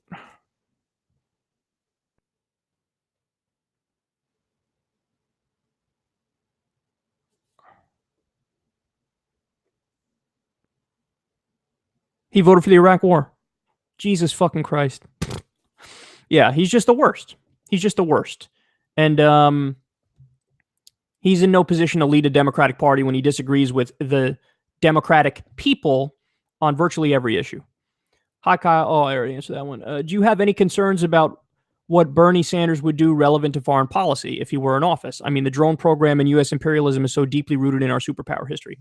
Owen, yes, I do, in the sense that when you compare what Bernie will probably do with what the ideal thing is, I don't think he'll even come close to it. But at the same time, when you compare what Bernie would do with what literally any other viable politician would do, would be eons better than them. So yes, I have concerns, but my concerns are rooted in how he will do compared to what the ideal decision is. My concerns are not rooted in relative to everybody else. Comparably, how would he do? I think he'd be way better than everybody else. But yes, I do think there'll still be some things he falls short, and you named one right there. I think on drones, he would probably still use drones to an extent, just a lot less than anybody else. And I think on Israel, he wouldn't do the total right thing, which is throw U.S. support behind BDS. So yeah, he'd be better than everybody else, but he still would fall short in many respects. Have you heard of liquid democracy? No, I have not. I'm sorry, Tim. Did you read any Richard Neustadt in college? No. I'm taking an upper division political science class because I'm a nerd and I've been tortured with Neustadt's writing. No, I did not read any of his stuff. But now I'm kind of interested in that. Richard, I'm just going to look him up. You don't like him, it sounds like. Richard Neustadt. Okay. What do most people not talk about? Why do most people not talk about Camden, New Jersey like they do about Flint, Michigan? I was told about Camden being one of the worst cities to live in the U.S. while I was a senior in high school. Ruben, that's a good question. Here's the reality. I covered an article, I think it was in Vice News a long time ago, maybe 2 years ago. And they mentioned how it's not just Flint, Michigan that doesn't have clean water. It is some ridiculously high number of places in the U.S. that don't have clean water like Flint, Michigan. And nobody even talks about the other places. I mean, we should still talk about Flint, Michigan like crazy because they still don't have clean water, as Jordan Chariton exposed this week, by the way. But it's in a bunch of places they don't have clean water. Let me, how can I Google search this? Places in U.S. without clean water. Oh, I think I found the article. Vice. This is from, 2018. This is too recent. The United States is facing a crisis when it comes to drinking water, one that hits far too many families close to home. It's now become clear that the tragedy of Flint, Michigan was just the beginning, as reports of contaminated and toxic tap water continue to come in from locations across the country. America's crumbling water infrastructure is failing its citizens and is in desperate need of repair. Part of the problem is the sheer age of many water and sewer pipes. By 2020, the average American pipeline will be 45 years old, and some will have been in the ground for as many as 150 years. Corroding pipes, lead contamination, and other issues have led to widespread panic about the safety of drinking water in the U.S. The only solution is a major overhaul of the country's water infrastructure. We need a major overhaul of all of our infrastructure. Go read the Society of Civil Engineers report card. Our infrastructure gets a grade of D+, and they break it down every single category, and it's not pretty. They say one advisory firm estimated the cost will be $300 billion over the next decade. That's it? And I mean, are you fucking kidding me? $300 billion over a decade. The fucking tax cuts are $1.5 trillion. For tax cuts for the rich, we just passed. Local governments... Oh shit, I lost my place. Local governments will be hardest hit by this price tag, with many poor communities already struggling to find the resources to fix their toxic water infrastructure. All right, where's the number? Give me the number. Where is the number, bitch? I don't see it. You motherfucker. Lead isn't the only contaminant to be concerned about when it comes to clean drinking water. According to a recent report by the nonprofit Environmental Working Group, more than 170 million people, that's half the fucking country, nationwide, are exposed to radium in their tap water, a radioactive element that may increase the risk of cancer. What the fuck? What the fuck? Half of Americans are maybe drinking cancer-causing water. And then they go on to give the specifics of how they know this and what the exact levels are. Holy shitballs. Okay, well, I didn't find the exact number. I guess this isn't the right article, but there's a number, like they give the number of cities that have toxic water, and it's through the fucking roof. And there, you just heard, basically half the country has potential cancer-causing materials in their water. Unbelievable, man. Unbelievable. Okay. Sorry if I probably just missed a bunch of super chats. I'm sorry. Why do you think that pro-gun activists argue that we need firearms to defend ourselves from the potential of tyrannical government when the government literally has nukes, tanks, fighter jets, etc.? Because it's an easy, lazy, sloppy argument to make. You know, I would have much more respect for those people if they were just like, listen, man, I like guns. It's my hobby. I know it leads to societal ills when so many people have guns, but sorry, it's my individual decision. I would respect that argument, but you're right. A lot of people make that shitty argument of like, I'm going to stop the government from the tyranny when they can fucking obliterate me in 2 seconds. Can you please explain how Putin is a threat to his own people? Also, a big fan of the podcast with Corin. Hey, thanks, man. Putin is a threat to his own people because he rigs elections. and he's not going anywhere. And, for example, when they hosted the Olympics, his people are struggling. And they just spent like billions of dollars to host the fucking Olympics, and they like forcibly relocated people, the Sochi Olympics or Sochi or however the fuck you say it. So he's an authoritarian leader. But his approval rating is through the roof. Now, I don't know how much I know. I don't know if that's legit, those polls, or not, because it's an authoritarian country. So he can just kind of say whatever about how popular he is. But yeah, I'm not in favor of any non-democratically elected leader. I mean, I'm not calling for regime change in Russia. I'm just saying that he obviously has massive downsides. And then it is true that a lot of people have wound up dead who are his opponent. Like, that's not conspiracy. That's just a fact. Do I know if he did it? No. But would I be surprised if he did it? No. I had in mind something like a mini-series in specific parts of climate change, focus on plastics in the ocean, deforestation, air quality. Yeah, I think I didn't see John Idarola's thing, but I think he may have done that. Like, I think he went to like the North Pole or some shit, or Antarctica, and like covered climate change like firsthand. So you might want to check that out. But I'll keep covering it whenever I see an article on it that really piques my interest. Hi from Germany. Keep up the good work. I'm extending an invitation to visit and do the show for a week here. I'll provide stay and also explain to the best of my abilities to you how things work here, health, education, etc. Open invite. Well, thank you very much. Mr. Andre? I appreciate that, and I appreciate the kind donation. At the moment, I don't know. I don't even like getting in my car to go to the grocery store, so I don't know if I'll be going all the way to Germany. Who do you think could be the next superpower, and how do you think the world would shape because of their newfound power? How long until a potential clash? Who could be the next superpower? I mean, probably China. It would probably be China. But that would be... the U.S. has made a series of decisions that is leading directly to our decline. You know what I mean? Like, you could have, in theory, had like a government that has a more powerful military than any other government around the world and is not overtly aggressive and destructive and is not fucking up our own system with our with how we've run our economy into the ground and how we've deregulated Wall Street, and how, we're in 1,000 different bubbles right now. They're guaranteed to burst. And like, in other words, it was theoretically possible for the U.S. to be a superpower without being, a international law violating asshole of a country. But it was through our own decisions that we've opened the door for other countries to rise to power, and we will eventually collapse.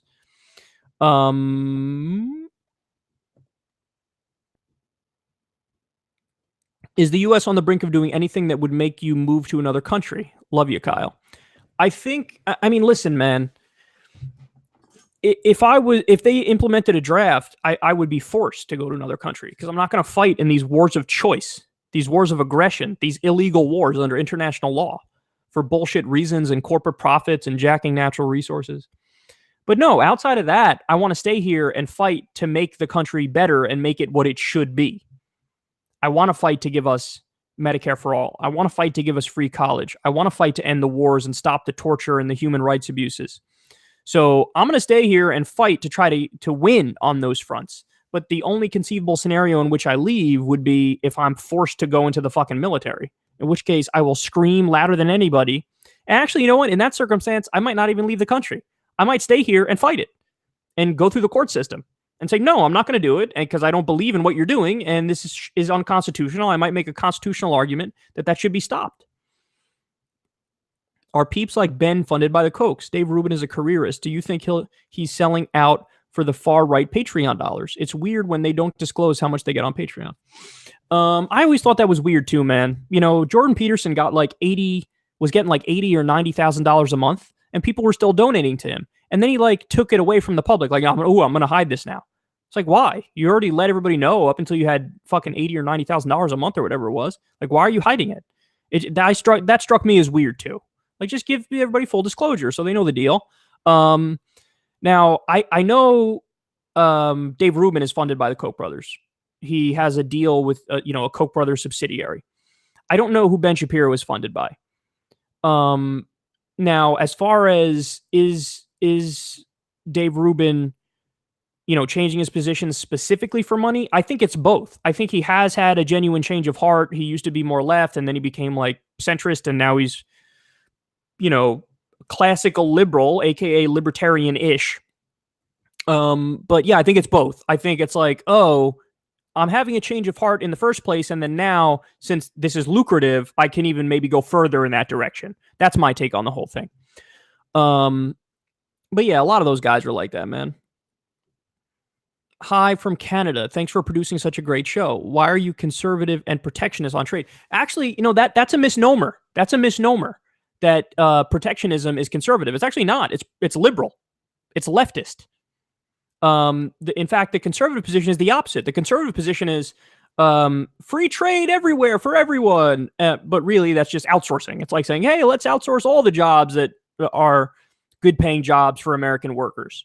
So that's a misnomer. It actually is that I have the more left-wing position when I'm... And by the way, let me be clear, guys. I'm a mild protectionist. I'm not like in favor of not trading with anybody under any circumstances. I'm in favor of trading with people at a necessity when we need to trade. Hey, they have a good, we need it, we have something they need, let's set up some sort of a deal.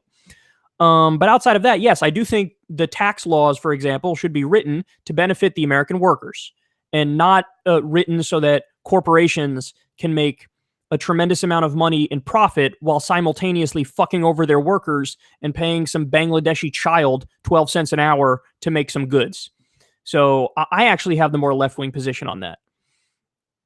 I'm a veteran who was mostly conservative and libertarian while I was on active duty. Your show opened my eyes to real progressive values. Thanks for converting me, man. Love the show. Ethan, first of all, thank you, man. And second of all, what you just did right now, that's what I live for. What you just did right now is what I live for. Because it's few and far between that somebody says, hey, man, you changed my mind. Thank you. Like, I get it every now and then, but every time I get it, there is no point of diminishing returns on hearing that. Because that tells me that, okay, what I'm doing is worth it. Because oftentimes you feel like you're shouting into the abyss. And it's like, okay, and maybe it's because I'm biased from my upbringing where like I couldn't convince anybody in my extended family of the truth of what I was saying. And I just felt like, God, this is having no impact. But when I hear people say, hey man, you made this argument and it changed my mind, or you made that argument and it changed my mind, that's everything to me. Because that's the way this stuff works, is that there's a reverberating effect. And then in the long run, if we change enough minds, then eventually over time, there's this overwhelming consensus among regular people, and then we can put the pressure on our government to force them to change on certain things. And, a good example of this would be, even though it was the Supreme Court that technically did this by changing the interpretation of the Constitution, but like gay marriage is the perfect example. We just did the story. What is it? It was 68% of Americans were against it in 1996. Today, 67% are in favor of it. And that's unbelievable. What a gigantic, colossal cultural shift that is. And that's all because some people stood up and said, no, I think the right thing to do is to treat gay people equally and let them have the same tax rights under law and let them have the same entitlement rights and Social Security rights under law as a straight couple would. And all it took was some, people coming out as gay and being in the public eye and everybody going, hey, that's just a normal person. There's nothing wrong with that. And then eventually you chip away at all the religious indoctrination and the backwards primitive thinking, and then you win. And so to hear you say that really means the world to me, man. That really means the world to me. Thank you. That really made my day. Hey, Kyle, should the Medicare for All fight include pharmacare for all? Yes. As well as fully covered prescription drugs under Medicare? Yes. I think it should. And then you're asking me if Justice Democrats supports. I didn't put that in the platform, but my suspicion is if you talk to Justice Democratic candidates, they will say, yeah, I agree with that too. Now, let me be clear. I have no problem with like the way they do it in the UK. They have a small copay for each, for when you go to the pharmacy, for example. I don't necessarily, if it's like a small copay, like $10 or something for certain medications, I have no problem with the small copay. But yeah, you could also craft it so that when you go get your pharmaceutical drugs, that is also fully funded by law. I'm open to either one of those things. But to your broader question, hey, should pharmacare be included? I think yes. Because oftentimes what happens, guys, is your tax dollars fund the research and development that happens at US universities for different drugs to treat different conditions.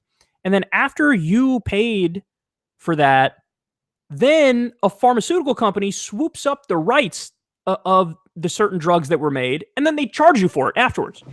Like, what? No, you paid for the research and development. So how do you pay for the research and development? And then they swoop in, jack up the prices some preposterous amount, and make a shitload of money and price gouge people for medication. So yes, pharmacare should be included as part of that, to one extent or another. Hi, Kyle. Living out of my car here. Love your show. Oh, man. Forgot to drop you a 5 spot. What is your opinion of universal income and how would you implement? Hey, Chris, man. Dude, you don't have to, if you're living in your car, dude, you don't have to do that. And let me just say that to everybody. I've heard Jimmy Dore mention this as well, and I'm mad at myself for not mentioning it early on. But if you're at a point where you don't have the means to, help out this show, then don't worry about it. Just spread the word. Spread the word. Go tell somebody about my show and, try to share a link or something like that on social media. I would never want anybody to feel like, I don't want to feel like, those like asshole preachers like John Hagee and Pat Robertson who are like, even if you have no money, you better give me. It's like, oh, stop it, man. Because that they need it more. So, Chris, that's a very, very kind gesture that you just did. But for the future, I still love you to death, man. But you can keep that $5 and just share a link or something. And that still means the world to me. And I just want everybody to know, if you're in some financial troubles or something like that, you don't have to try to squeeze and give your last pennies to secular talk. I understand it's tough out there for people. I get it. So, but thank you so much. I mean, that really, it's heartwarming when something like that happens. But again, I really want you to have that because, you're in a situation right now where you need it. So universal basic income, let's talk about that for a second. I've always had mixed feelings on it. Now, my initial perspective is I like a negative income tax rate more. So what that means is right now we have a progressive income tax rate. So, if you make, let's just make up the numbers here for argument's sake, but okay, you make $20,000 a year, you pay a 5% tax rate. If you make $50,000 a year, you pay a 10% tax rate. If you make $100,000 a year, you pay a 30% tax rate. And it's a graduated scale. So the more you make, the higher of a percentage you pay in taxes. I'm not giving the actual numbers under the U.S. tax code. I'm just giving a hypothetical example here. But a negative tax rate would be as follows. If you make $10,000 or $20,000 a year, you have a negative 5% tax rate. So you get back that amount of money. So the reason I prefer the negative income tax rate to universal basic income is it gets the money where it needs to go. In other words, people who are poor need the money. People who are mega rich don't need the money. What's the point of sending Bill Gates or Elon Musk or Paris Hilton a check every month for whatever it may be, $2,000, let's say? What's the point of giving them that amount of money when they already have a tremendous amount of money? It just didn't make sense to me. And I didn't know how economically feasible it was. Okay. So that was my old take, was just, I prefer a negative income tax rate. Now, since that was my take, I've become convinced of something slightly different, which is I do know it's economically feasible now. I didn't think it was economically feasible in the past, or I didn't know. Now I think it is economically feasible. And the reason I say that is you just look at the fucking numbers of what we waste on war. $7 trillion in Iraq, $2 trillion in Afghanistan, and just the military budget. They just shit out more money nonstop. So I do think it's economically feasible to do it. So I'm open to the idea of universal basic income.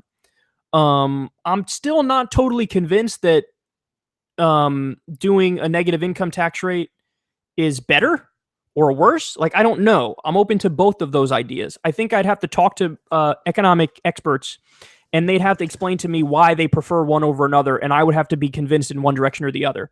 But yes, I'm open to the idea because there is another benefit for a universal basic income, which is then it's no longer technically a welfare program.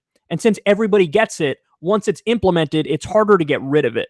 With the negative income tax, that technically would be considered welfare because the benefits would be going to the people at the lower end of the spectrum. So there would be a demonization campaign of it and calling those people lazy and all that. But if everybody's getting the check, well, then it's much harder to roll it back. So yeah, it's a good question. I'm open to the idea of universal basic income more than I used to be, but I'm still not convinced that would be better or worse than a negative income tax rate. What do you think of the Swedish system of having cap at approximately $300 for prescription meds in 365 days? And when you reach the cap, you get a free card, which you show when getting your meds instead of paying. That's a good idea too. That's a good idea too. I'm not so sure that it shouldn't totally be paid for via tax dollars. But listen, I'm open to doing it virtually any other way than what we do now in the U.S. because our meds are just priced in a ridiculous fashion and people can't afford it, and it's terrible.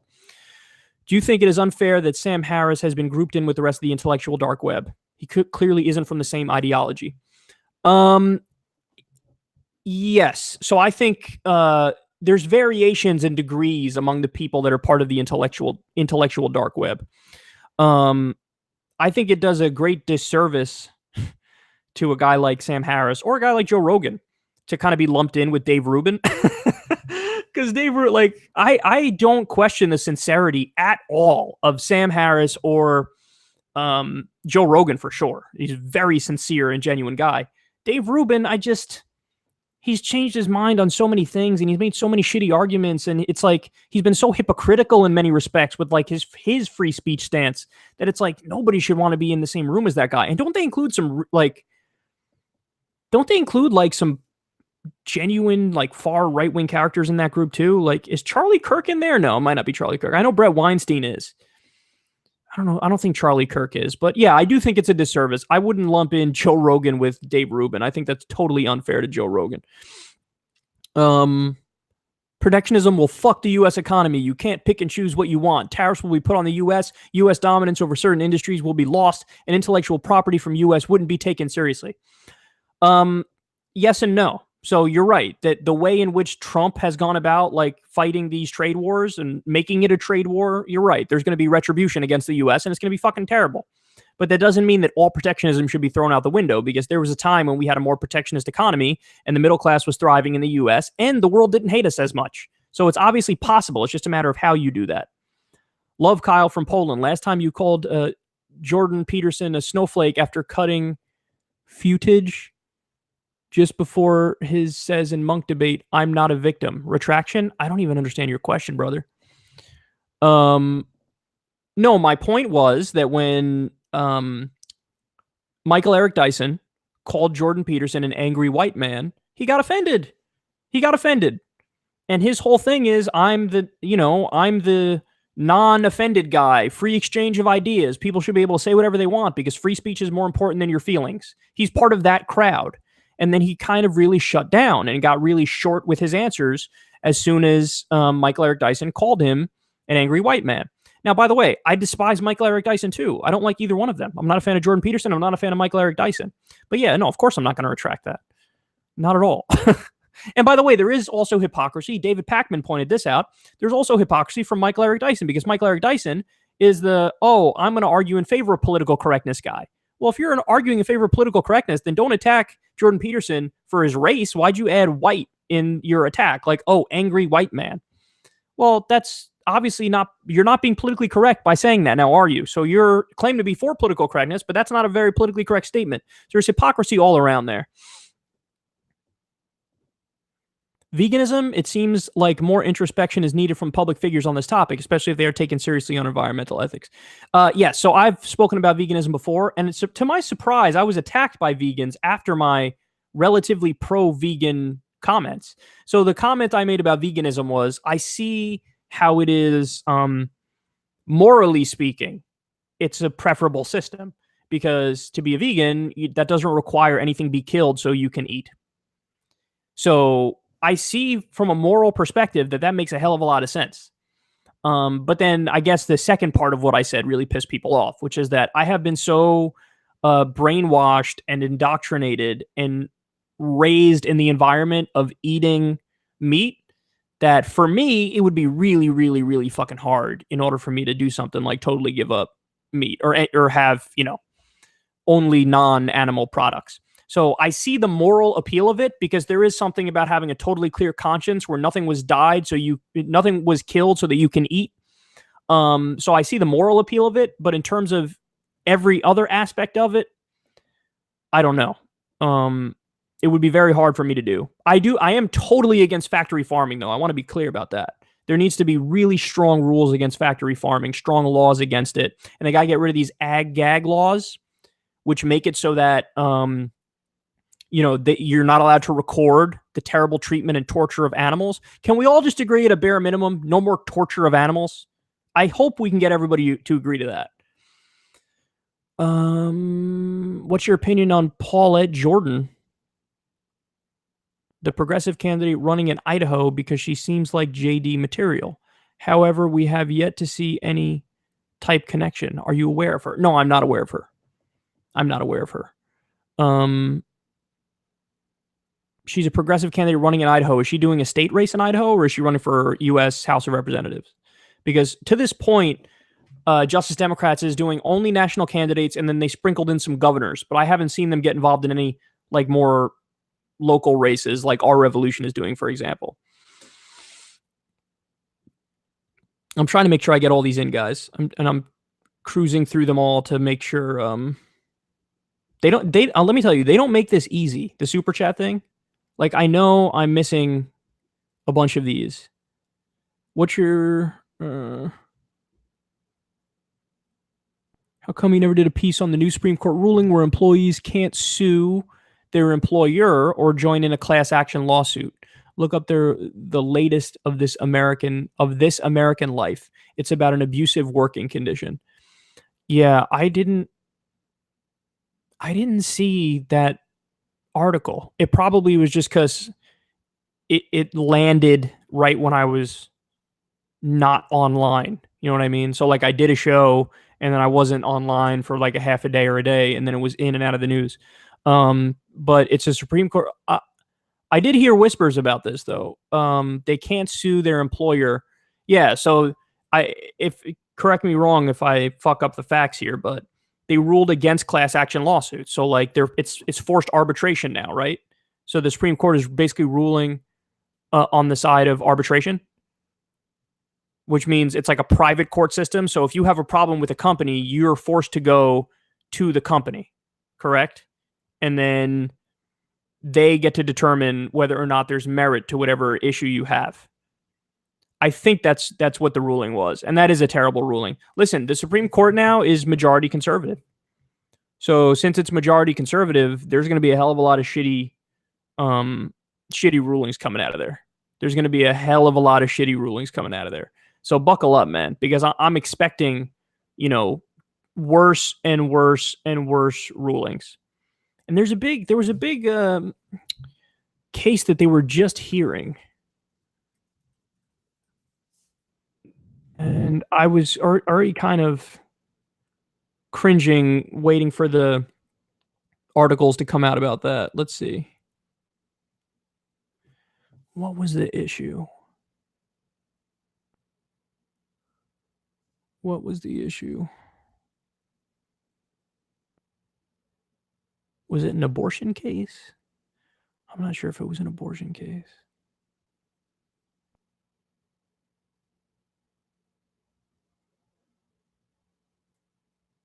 I think it may have been an abortion case, but they're hearing like a new abortion case. I don't know the details of it, but they could easily just crack the fuck down on abortions.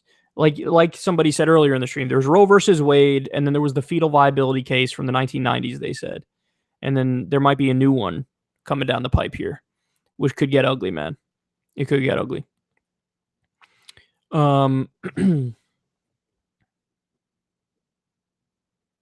I really should. I have work to do. I should probably get out of here.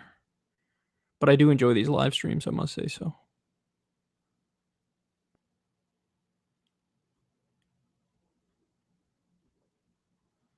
Hey, Kyle, big fan. I was wondering if you can aggressively frame climate change and global environmental destruction in terms of the sixth mass extinction crisis instead of just humanitarian crisis.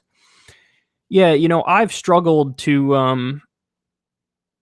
I find the framing of issues in some respects, on some issues, easy, where, you could just say, hey, man, look at these facts. And wow, are these facts devastating?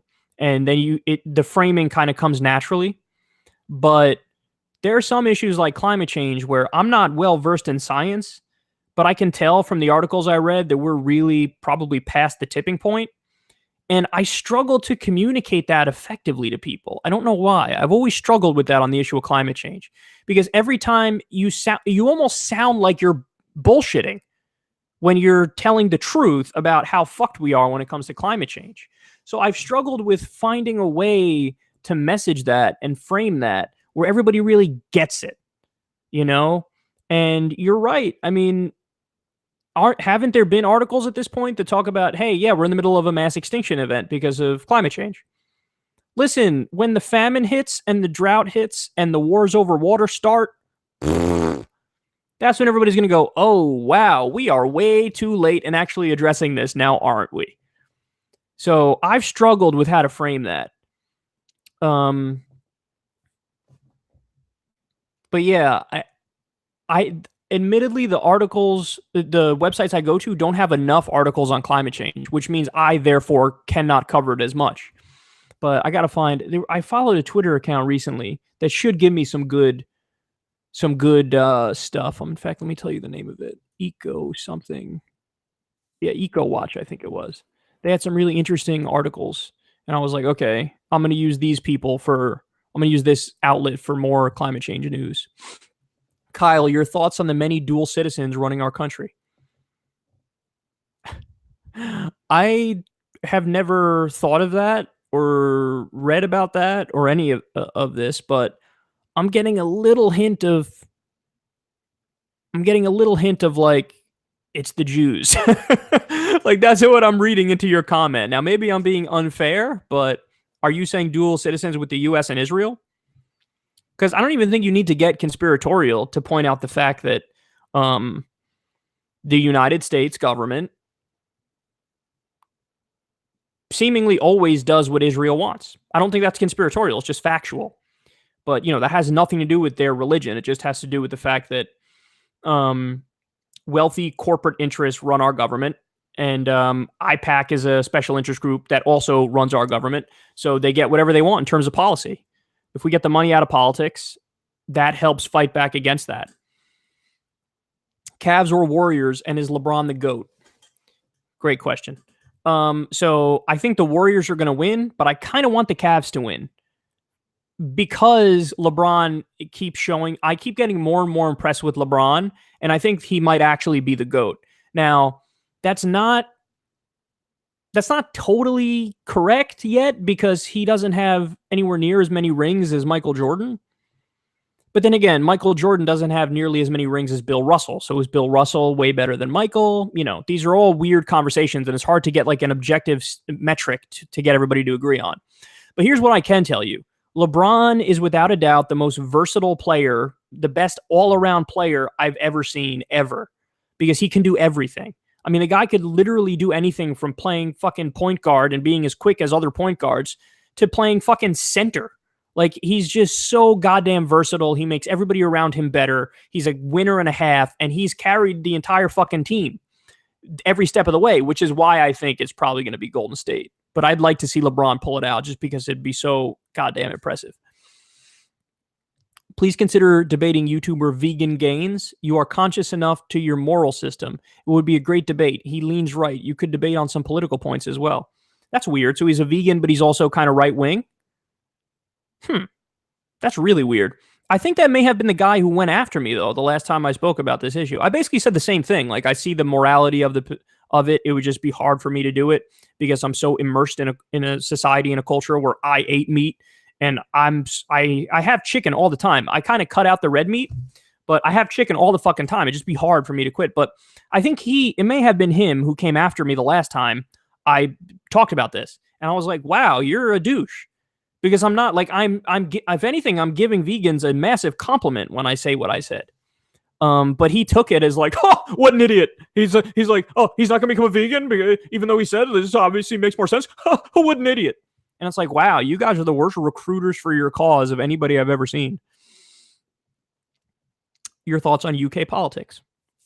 My thoughts on UK politics are, I like the Labour manifesto. That's as far as my my thoughts on UK politics go. I read the Labour manifesto and I was like, God damn, this is some good stuff in here. So that's my take. Andrew Gillum or Chris King for Florida governor? I don't know. I don't know these candidates. Are you going to cover progressives in the primaries? They need all exposure they can get. I think what's ended up happening is I end up covering some congressional candidates and most Senate candidates who are the lefties. But I haven't done governors much because it's just not like, I just haven't seen many articles like getting into the, like somebody brought up Abdul El Sayed earlier. I support him for Michigan governor. I happen to know enough about him to support him, but like I don't see many articles about him, and it's really not stuff that can make my show, because my show is more national and international politics. So I'm not sure if governors candidates will make it for me to discuss on my show. I mean, I might talk to a few of them. I might do that, but yeah, it's mostly national and international stuff. And to answer your question, I don't know Andrew Gillum or Chris King, but if you're in Florida, everybody do your due diligence and vote for, the lefty candidate. You dislike US and Syria. If we left, Islamic Turks would take it over. Economics wouldn't work. Torture in an instance can be justified. Sam is right. Okay, so let me start with the last part of that. Torture in an instance can be justified. Here's the problem with that. When you talk about torture in any context and you're like, yeah, I'm pro-torture, that's like saying, I'm pregnant. I'm a little bit pregnant, though. So it's like, okay, I'm in favor of torture, but only in the right circumstances. Well, that statement alone is something that will be totally and utterly abused by people in power. Because I got news for you. Everybody in the history of the world who has ever tortured thought they were torturing for wonderful, benevolent reasons, and reasons that are, oh, well, obviously we're doing the right thing. That's why we have to do it. When the U.S. was torturing people at Guantanamo Bay and Abu Ghraib, do you think that they thought they were doing something wrong at the time? No, they justified it and they rationalized it, and they're like, no, we have to do it to keep the homeland safe, and oh my God. But then the more facts you got, the more you realized, oh my goodness, we're torturing people who are straight up innocent. People who warlords from Afghanistan and Pakistan sent them to the U.S. after the U.S. government made a deal with those warlords and said, hey, send us Al-Qaeda because we were just attacked. So we ended up torturing completely innocent people.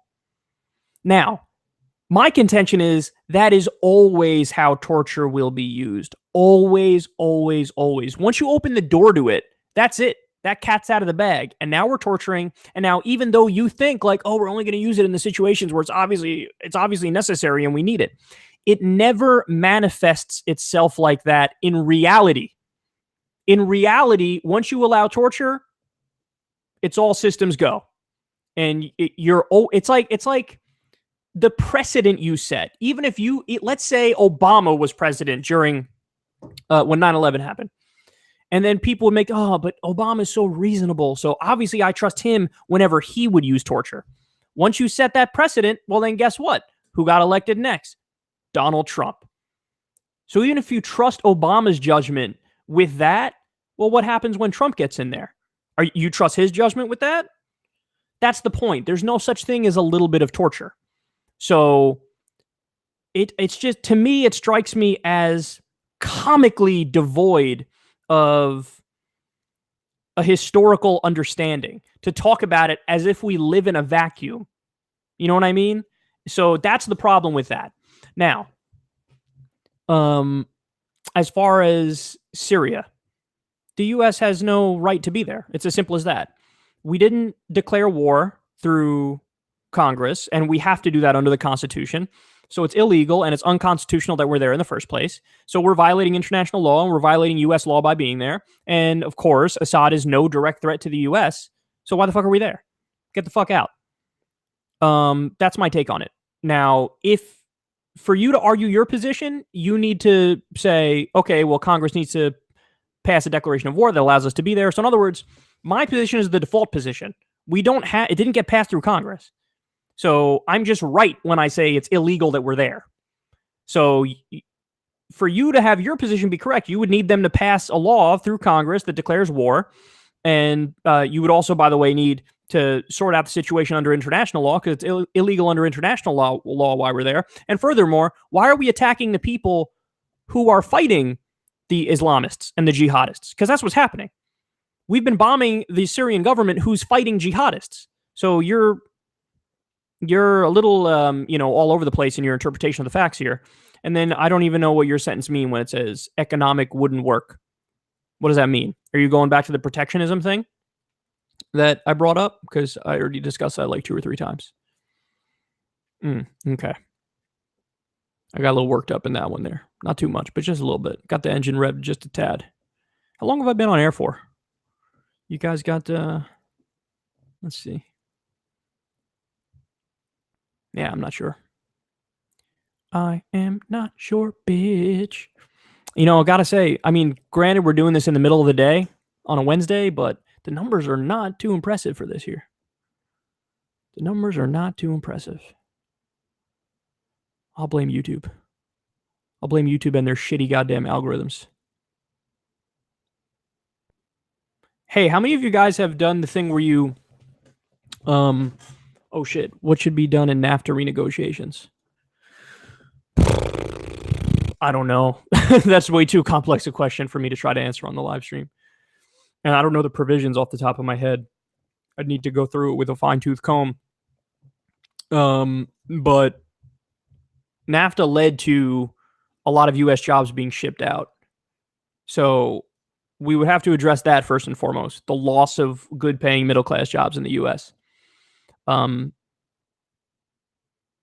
But you have to find a way to do that where you don't piss off the Canadian government and the Mexican government, which is walking a really fucking fine line. That's a tightrope to try to walk that. Like, hey, don't spark a trade war, but also let them know that we can't keep fucking over the middle class in the U.S.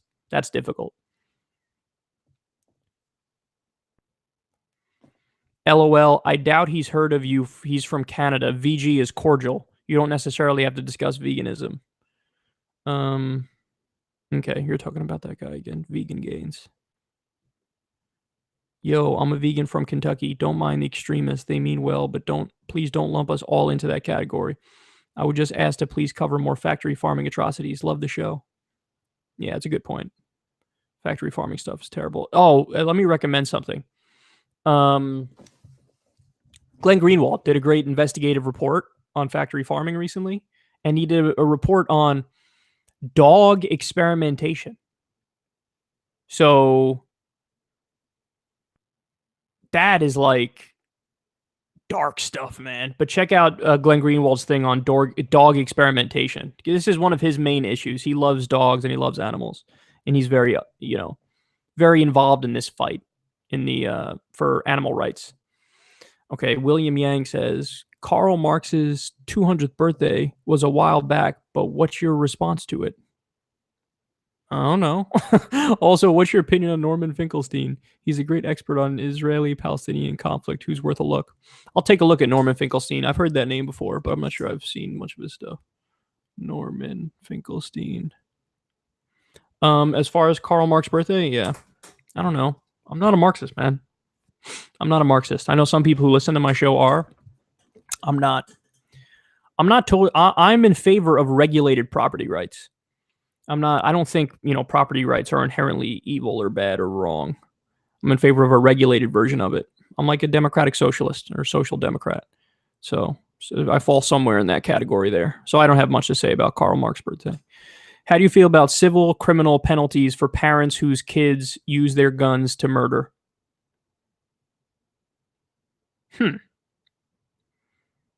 Yeah, I don't know. All I know is if somebody's committing murder, there should be some pretty strong punishment. Yeah, I'm very anti-murder. So, oh, you're saying for the parents, that's what you're saying. So the parents should get some sort of punishment because they didn't store their guns properly or something, I guess. Yeah, there should be laws about storing guns because you're right, there's too many accidents. So yeah, I like that idea. There should be strict rules that are enforced about gun storage. I have the notification bell clicked, and I came in an hour late because of no notification. God damn it! That's exactly what I was just going to ask you guys, man. God damn it! I was going to ask you how many of you have clicked the subscribe button, click the bell, and then when you click the bell, click notifications all the time because there's so many steps. And now people are saying even when it's clicked, I'm not getting it. Motherfucking YouTube. Now, the kind interpretation of that is they're doing updates and they're doing work right now. So that's just a bug or a glitch that didn't happen. But that's a kind interpretation of what YouTube's doing because their history is not great. Their history is the fucking opposite. Fucking YouTube. Side question, Kyle. What do you think of House of Glory wrestler Sonya Strong from the Bronx? Sonya Strong.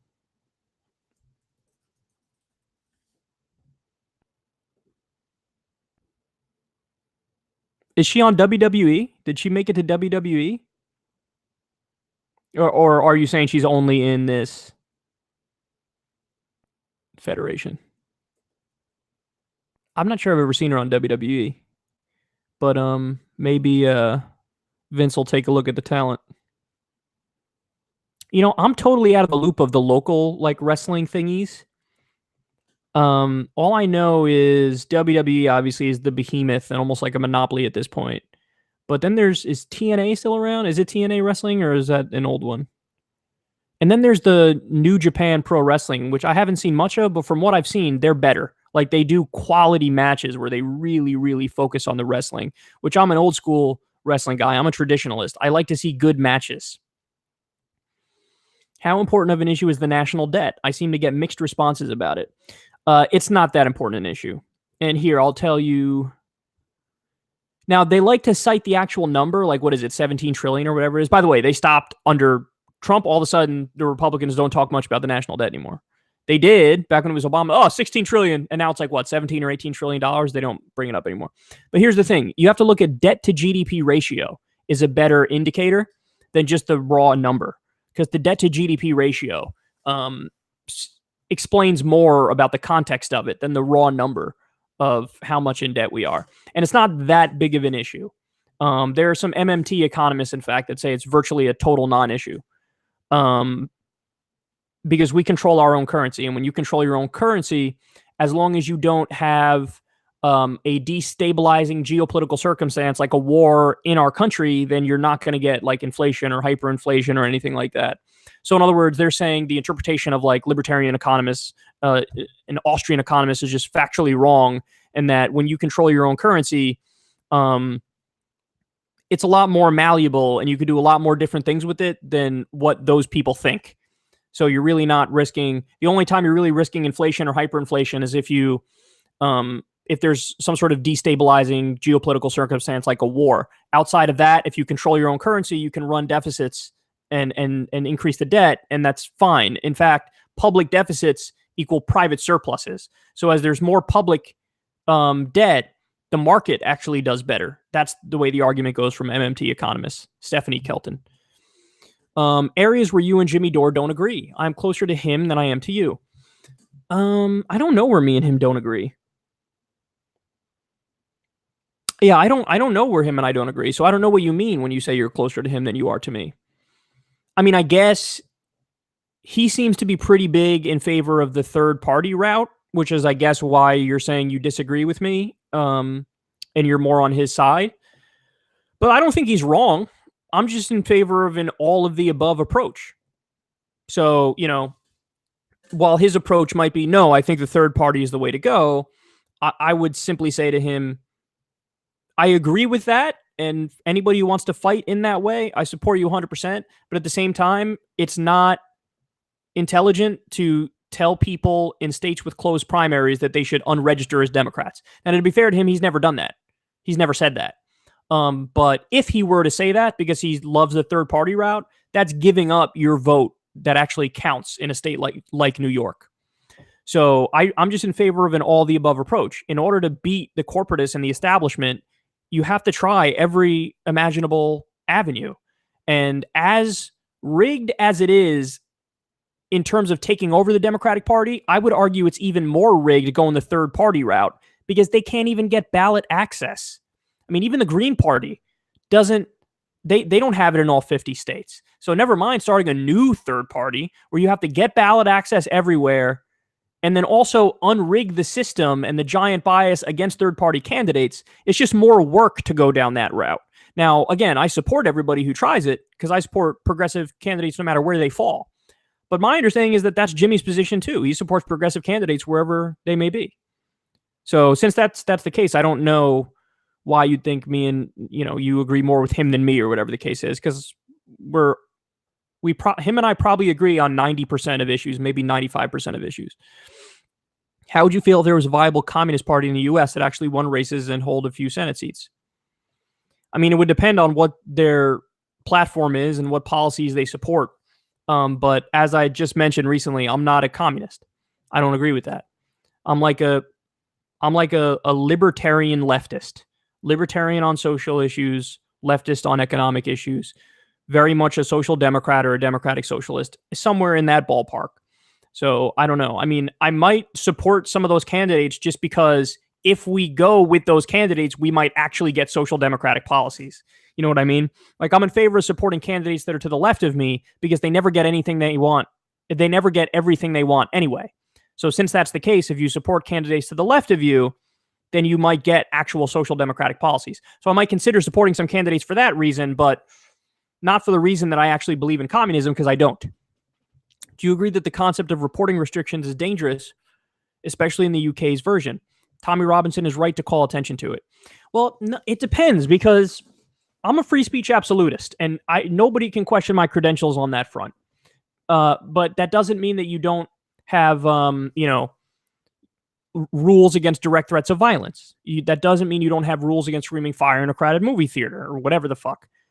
And one of those things that's understood as being a reasonable restriction on it is if you're undermining the objectivity and a specific case, like if you're ruining the chance for a fair and impartial trial, then yes, there needs to be some restrictions. Like if you're a juror, you're instructed, you cannot speak to the media about this.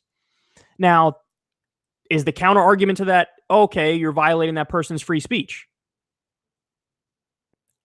I mean, you have to have fair and objective and impartial trials. So there's no way around having some rules in very narrow, limited circumstances to prevent that. When I was a juror, the same thing happened with me. Hey, you cannot talk about this case. You just can't do it. You're not even allowed to talk about it with your fucking family when you're at home afterwards. So now I am sympathetic to the idea that perhaps in this particular case, they went too far in saying, oh, the media can't talk about it and they can't talk about it even longer than it should be the case. I'm open to that conversation. I'm not open to the idea that this entire notion is crazy, because it's not. It's always been like that. In order to have a fair and impartial trial, you can't taint the jury, and you can't, you can't get the press too involved where it makes it so that there is no fair and impartial trial. So I don't know if I'm totally in agreement with them on that. And I think they might be using it as a political football more than anything. So that's my general take on it. But yes, as a general rule, you want to have as few restrictions as humanly possible when it comes to the press and speech. That's obvious. And everybody knows, because I've literally defended Nazi marches and fucking, like, I am a free speech absolutist. But of course you have to have rules along with that. And one of them, and it's understandable, is to have impartial trials. Idiots on your NFL Neil video, can't peeps get that we're talking about the principle of free speech and the hypocrisy of the right, not the legality of it? They just keep saying, Kyle, government, I win. Yeah, that annoys the shit out of me too, man. It annoys people act like I don't understand that it's not a literal First Amendment issue. No, I get that it's a literal First Amendment issue. I do. Excuse me. I get that it's not a literal First Amendment issue, but it's about the principle of free speech. It's about the principle of it, not about the legality of it. So that's why I would defend Kaepernick. Now, I also happen to think Kaepernick has a point on the issue he's specifically talking about, the policy issue he's talking about. But that's irrelevant. Even if I didn't think he had a point on the issue he was talking about, I would still defend him on the principle of free speech grounds. Love the gun show. Finkelstein is amazing. You should also consider doing a podcast interview with Michael Peeled, author of The General's Son. I have no clue who that is, man. No clue. Oh, it's Osama. What's up, man? This answers almost all of your questions about people. 16 types of people in psychology. 8 extroverted and 8 introverted. You're an ENTP. Naturally seeking knowledge. Google and learn about yourself. I don't agree with that I'm an ENTP. Because I don't agree that I'm an extrovert.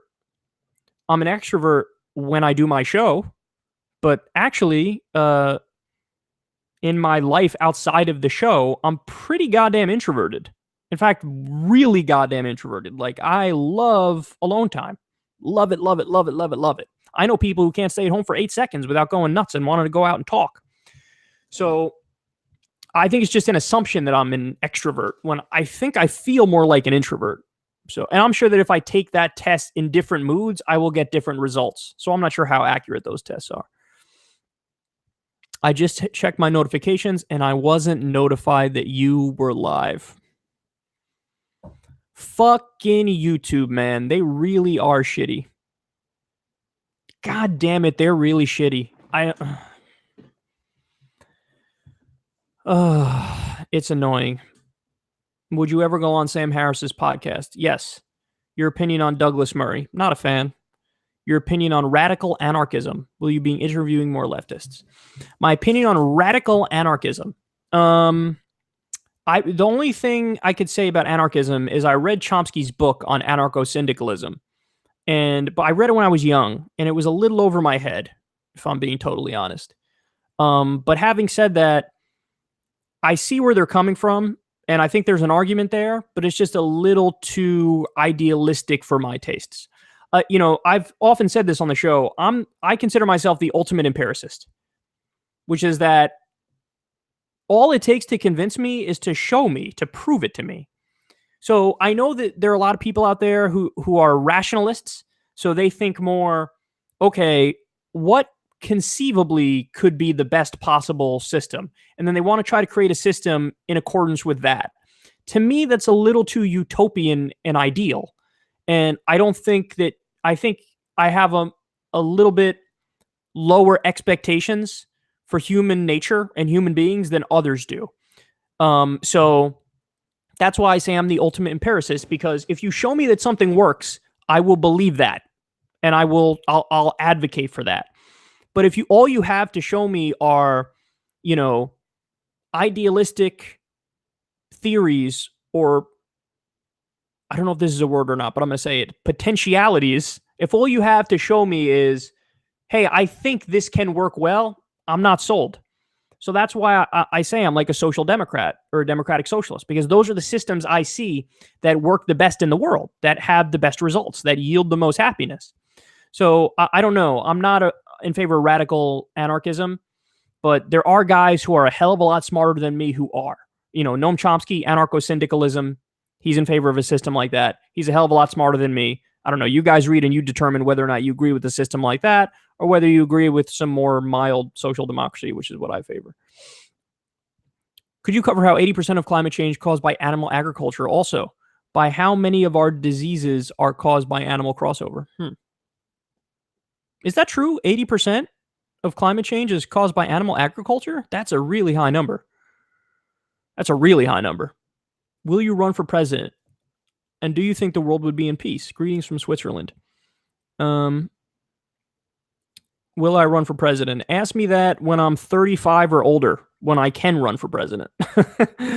Right now I'm 30. I'm 5 years away from being able to run. I think the world would be a hell of a lot more peaceful if I was president. Yes, I do believe that. I mean, is that cocky and arrogant, or is that just because I think that's almost obvious? Suggestion: some people set up their own mailing list and send out their own notifications. To get around YouTube. Ever thought of that? I haven't, but now I'm going to write that down because that's interesting. That's interesting. Thanks for that, Alan. Interesting thought. What do you think of people who are anti-intervention, which is what we all are supposed to be, but in the process of being anti-US intervention, they glorify someone like Assad or Gaddafi? So I think that might happen in some very narrow cases, but I do think that most of the time that is charged of people, it's a straw man, because basically what those people are trying to do is to demonstrate how to deconstruct the U.S. propaganda that tries to paint these people as the world's biggest monsters. And oftentimes the U.S. propaganda overreaches and misstates facts and misleads. And then these people come in and they have to say, whoa, whoa, whoa, whoa, whoa. Now, hold on. Assad's a bad guy. Gaddafi's a bad guy. But here are the actual facts about what they're doing. And then in the process of saying that, then they can get tarred as, oh, my God, you're pro-Gaddafi. Oh, my God, you're pro-Assad. So maybe there are some genuine examples of people who are like rah Assad or rah Gaddafi. But in my mind, I think that in most cases, it's kind of like what happened with the war in Iraq in 2003, when people on the left would say, hey, man, don't wage an offensive war against a country that didn't attack us, that had nothing to do with 9/11. Don't go and topple Iraq. And then the rebuttal from a lot of people was, why are you pro-Saddam? And the response is like, okay, maybe there's like 1% of people who are actually pro-Saddam, but really what 99% of those people are saying is just don't wage an offensive war against a country that didn't attack us on principle. So, yeah, I'm not sure I totally buy into the premise of the question. Yo, I named my cat after you. His name is Kyle. P.S. What drugs have you done? That's pretty cool. I hope that's true. That's pretty cool. What drugs have I done? I've smoked weed probably more than 5, probably maybe a dozen times, I guess, in my life. It kind of made me paranoid, so I didn't like it. I've never done psychedelics or hallucinogenics. They scare me. I had a conversation with Joe Rogan about that on his podcast, how they scare me and how I don't think I'm the kind of person who's biologically ready for a drug like that. I think that would trigger some bad things in my mind. I've done Adderall. I really enjoyed Adderall. But I don't know if I'd like it now. I did like it when I was in like college or high school. It just made you really productive and zippy and talkative and shit. And I mean, technically, I guess this is a drug, although it doesn't really feel like it to me because I use it for focus more than anything. But kratom, I still to this day I do kratom a lot. Nothing but positive effects from it. Helps me focus and do my work and read and all that stuff. And I don't really think of it as a drug, but of course people would classify it as a drug. Yeah, I'm sure there's some others I'm missing, but that's the general rundown. Do I have any pets? Somebody asks. No, I don't. When I was younger, I had a pet gecko. His name was Crate. I had a pet gecko named Crate. And he died very quickly, and I was sad. I buried him in my backyard. I was probably like 7 years old maybe when this happened. I was like crying and shit, like, oh, my lizard died. Now, meanwhile, we had to feed this lizard crickets, these little crickets. And then I guess some of them had gotten loose at some point. And in my basement in the house I grew up in, there were these giant fucking crickets that were so large that you could hear them hitting the floor when they took off and landed. It's like, it was really creepy. These giant, like, huge crickets. They were really, like, almost looked like they were from a movie or some shit, or looked fake. But no, I don't have any pets now. What kind of music do you listen to? I listen to a lot of rap and R&B and metalcore. I had to become a patron when you opened one of your shows with Gucci. Favorite bands, if any. Also, you're the GOAT, not LeBron. Hey, thanks, man. I'm the GOAT, not LeBron. I think LeBron could beat me in basketball, though. I will say that. What kind of music do I listen to? Okay, so to give the ranking and give the rundown here, number one favorite kind of music is probably R&B. And then number two is a tie with rap and pop music. And then number three is like 90s alternative music, I would say. And then everything else is just kind of mixed in together, like old school classic rock, which I don't love, but some of it I can deal with. And I never got into like like punk stuff or anything like that. So that would be my general breakdown. I don't know who I'd say the answers I would give to questions like favorite of all time, favorite bands of all time would be embarrassing. So I'm not gonna answer that. But I will say, when I was a kid, I mean, I was embarrassingly into like Backstreet Boys and NSYNC. It was bad. I mean, it's like doofus written all over it. But I guess I'm just a product of my generation. Like that's just what was there when I was growing up. You know, I would on the rap side, loved Jadakiss, loved Fabulous. They were always, always on the top of my list. I like everything they released.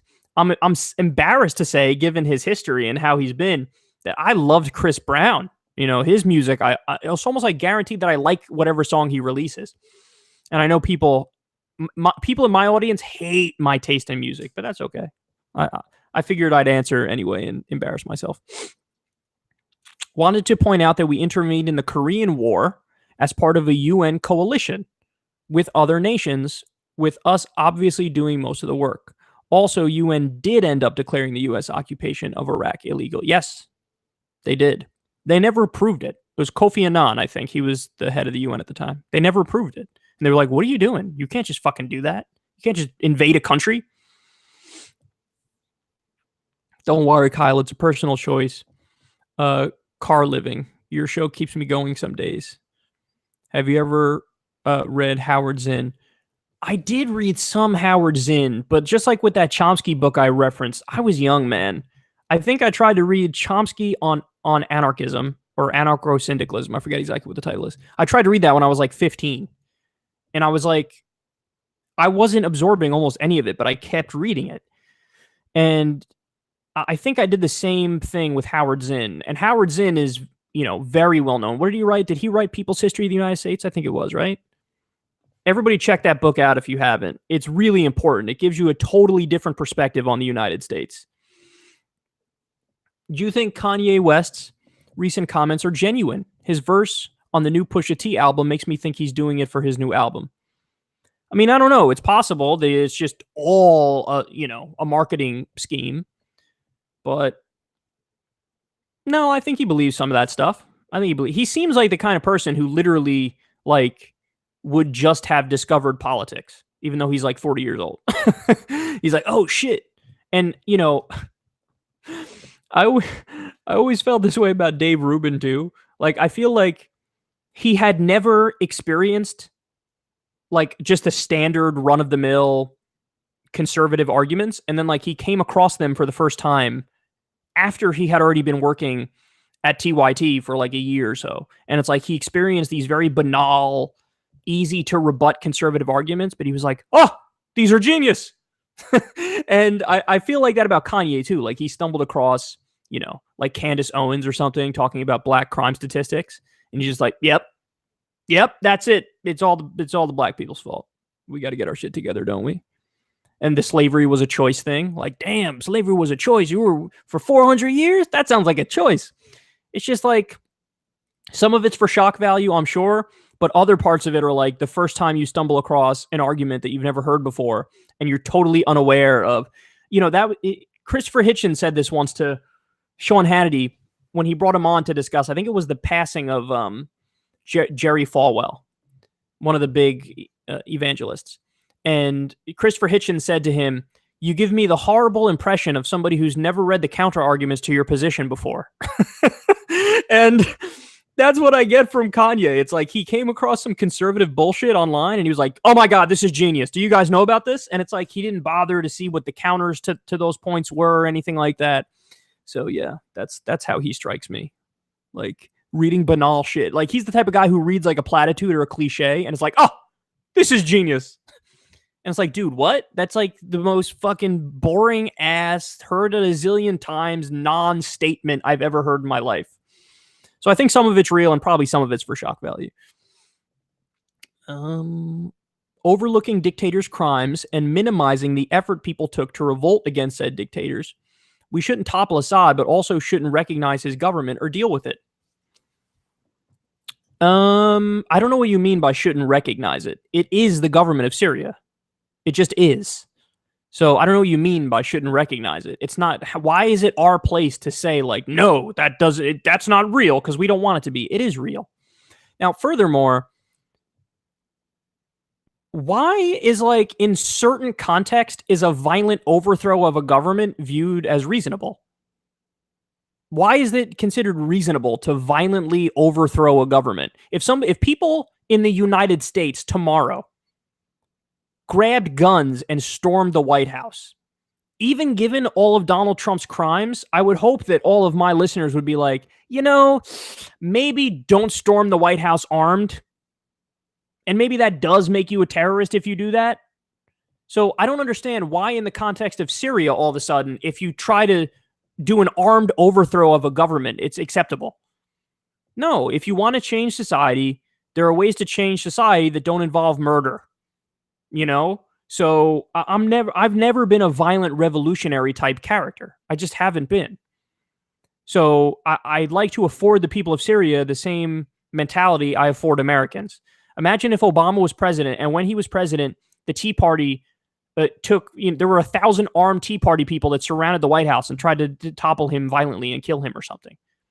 I hope we'd all be against that. I certainly would be against that. And I'd be against it under Trump too. So now you could say, well, hold on now. They're more of an authoritarian country in the first place and more of a dictatorship in the first place. So maybe it's slightly different. That is true. I can concede that it is different in the first place. However, I still think that violently overthrowing governments is not the answer. You need to do radical reform in a peaceful, nonviolent way. At least that's my take on it. When do you believe life begins? Also, how would you argue that between transgenders and abortion, the left is picking and choosing when to use science? When would I argue life begins? I don't know. What does the science say? And how do you define life, I guess, is the question. Because look, I call myself a moderate on the issue of abortion. I always have. I think that there is reasonable regulation of abortion. And I've always said that once there's pain that can be felt, once the fetus is viable, once the nervous system is created, yes, regulate it after that point and limit it strictly. So I get that. But the idea that when it's a gamete or a zygote or an embryo or a pre-gestation fetus or a fucking pile of goo, which is what it is early on, the idea that that some people might want to define that as like, no, this is the same as like, Ted, who's 42 years old and has a family and a job and, has constitutional rights. The idea that some people try to blur that line, I think is gross. Now, I don't know exactly when life begins, but I do know when I would regulate abortion and say this is now a state moral issue and the law should get involved. And my answer on that front is when the nervous system is created and there can be pain that's felt. That's my answer there. And that's why I'm a moderate on this issue. Now, as far as transgender people, yeah, to me, that's just a matter of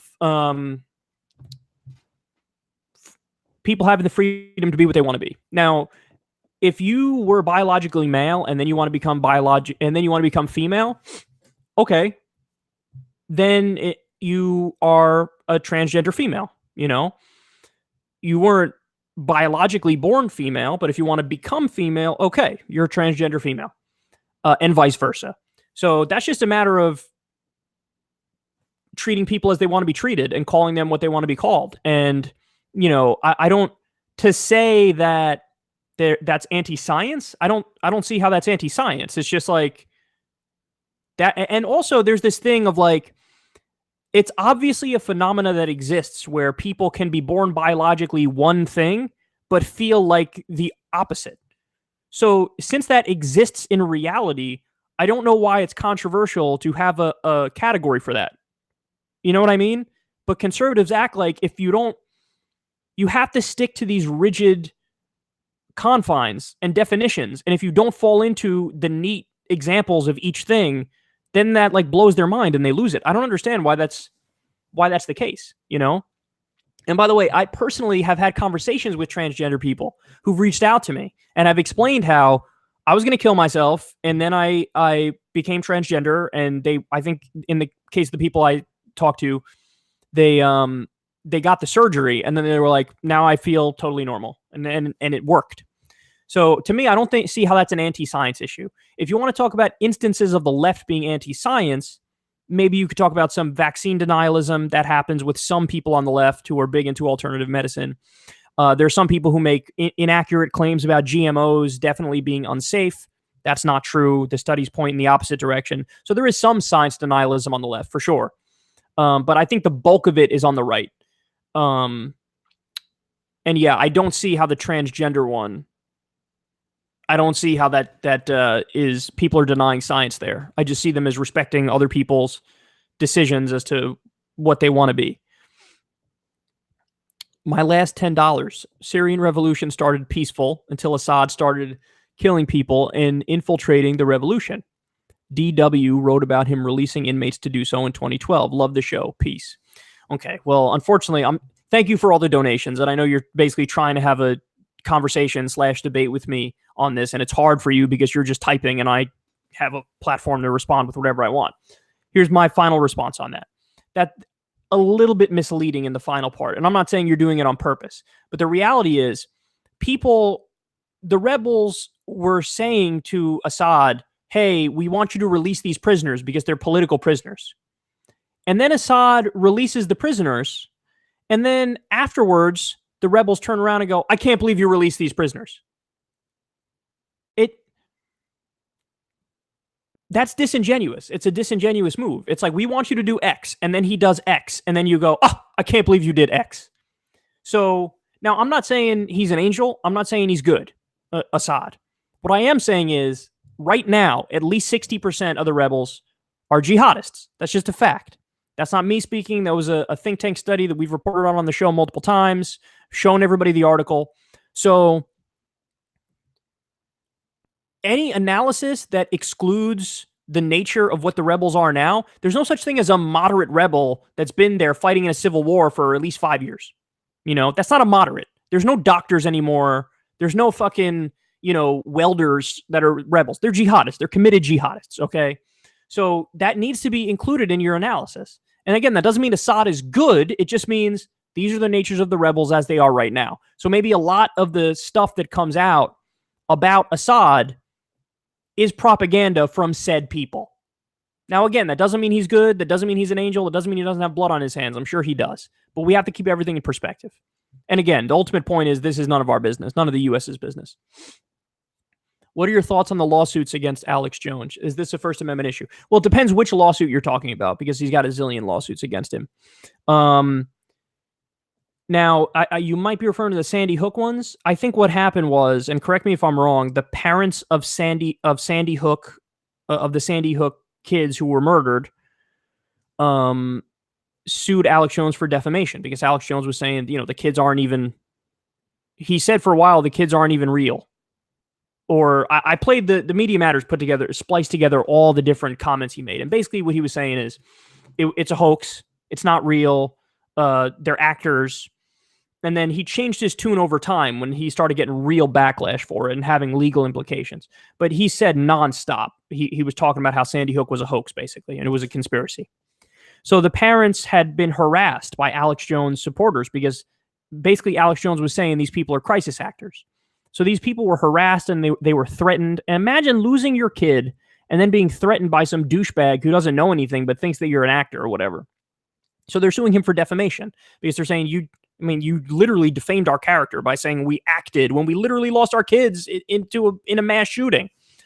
So I don't know exactly what they're trying to get suing him, but my guess is there's going to be some sort of settlement outside of court and he's going to have to pay them some amount of money. and release some sort of statement. He already did this with some other thing. I think it was Pizzagate, where he had to read a statement on air saying, listen, I'm sorry, we were wrong about this one. And he read a prepared statement because he was going to get the pantsuit off of him and he was going to lose. So I think a similar thing will happen with the Sandy Hook thing, where he'll pay some people, basically damages, and then he'll give a prepared statement. I think that's what's probably going to happen. What do you think of people who are, already did that one, anti-intervention? Okay, I already did all this. Guys, by the way, I already see some of the comments where you guys are like, oh my God, he missed mine or this or that. I'm sorry if I did. I really tried my best to get absolutely every one of them. But it's like, for whatever reason, I always miss some. I don't know how. I don't know why. I don't know if it's YouTube. I don't know what it is. But some of them I did miss. And I'm sorry about that. I tried my best to get absolutely every single one. So I apologize if I missed. I really tried my damnedest to get them all. But anyway, this was fun. I really like doing these live streams. And hopefully this makes up for the fact that we didn't have Kyle and Corin for like 3 weeks. But I think I think we should be good next week. Knock on wood. I think we should be good next week though. So we'll see. Anyway, love all y'all. Show tomorrow. And wait for it. I will talk to all y'all soon. Much love. Peace. Mwah.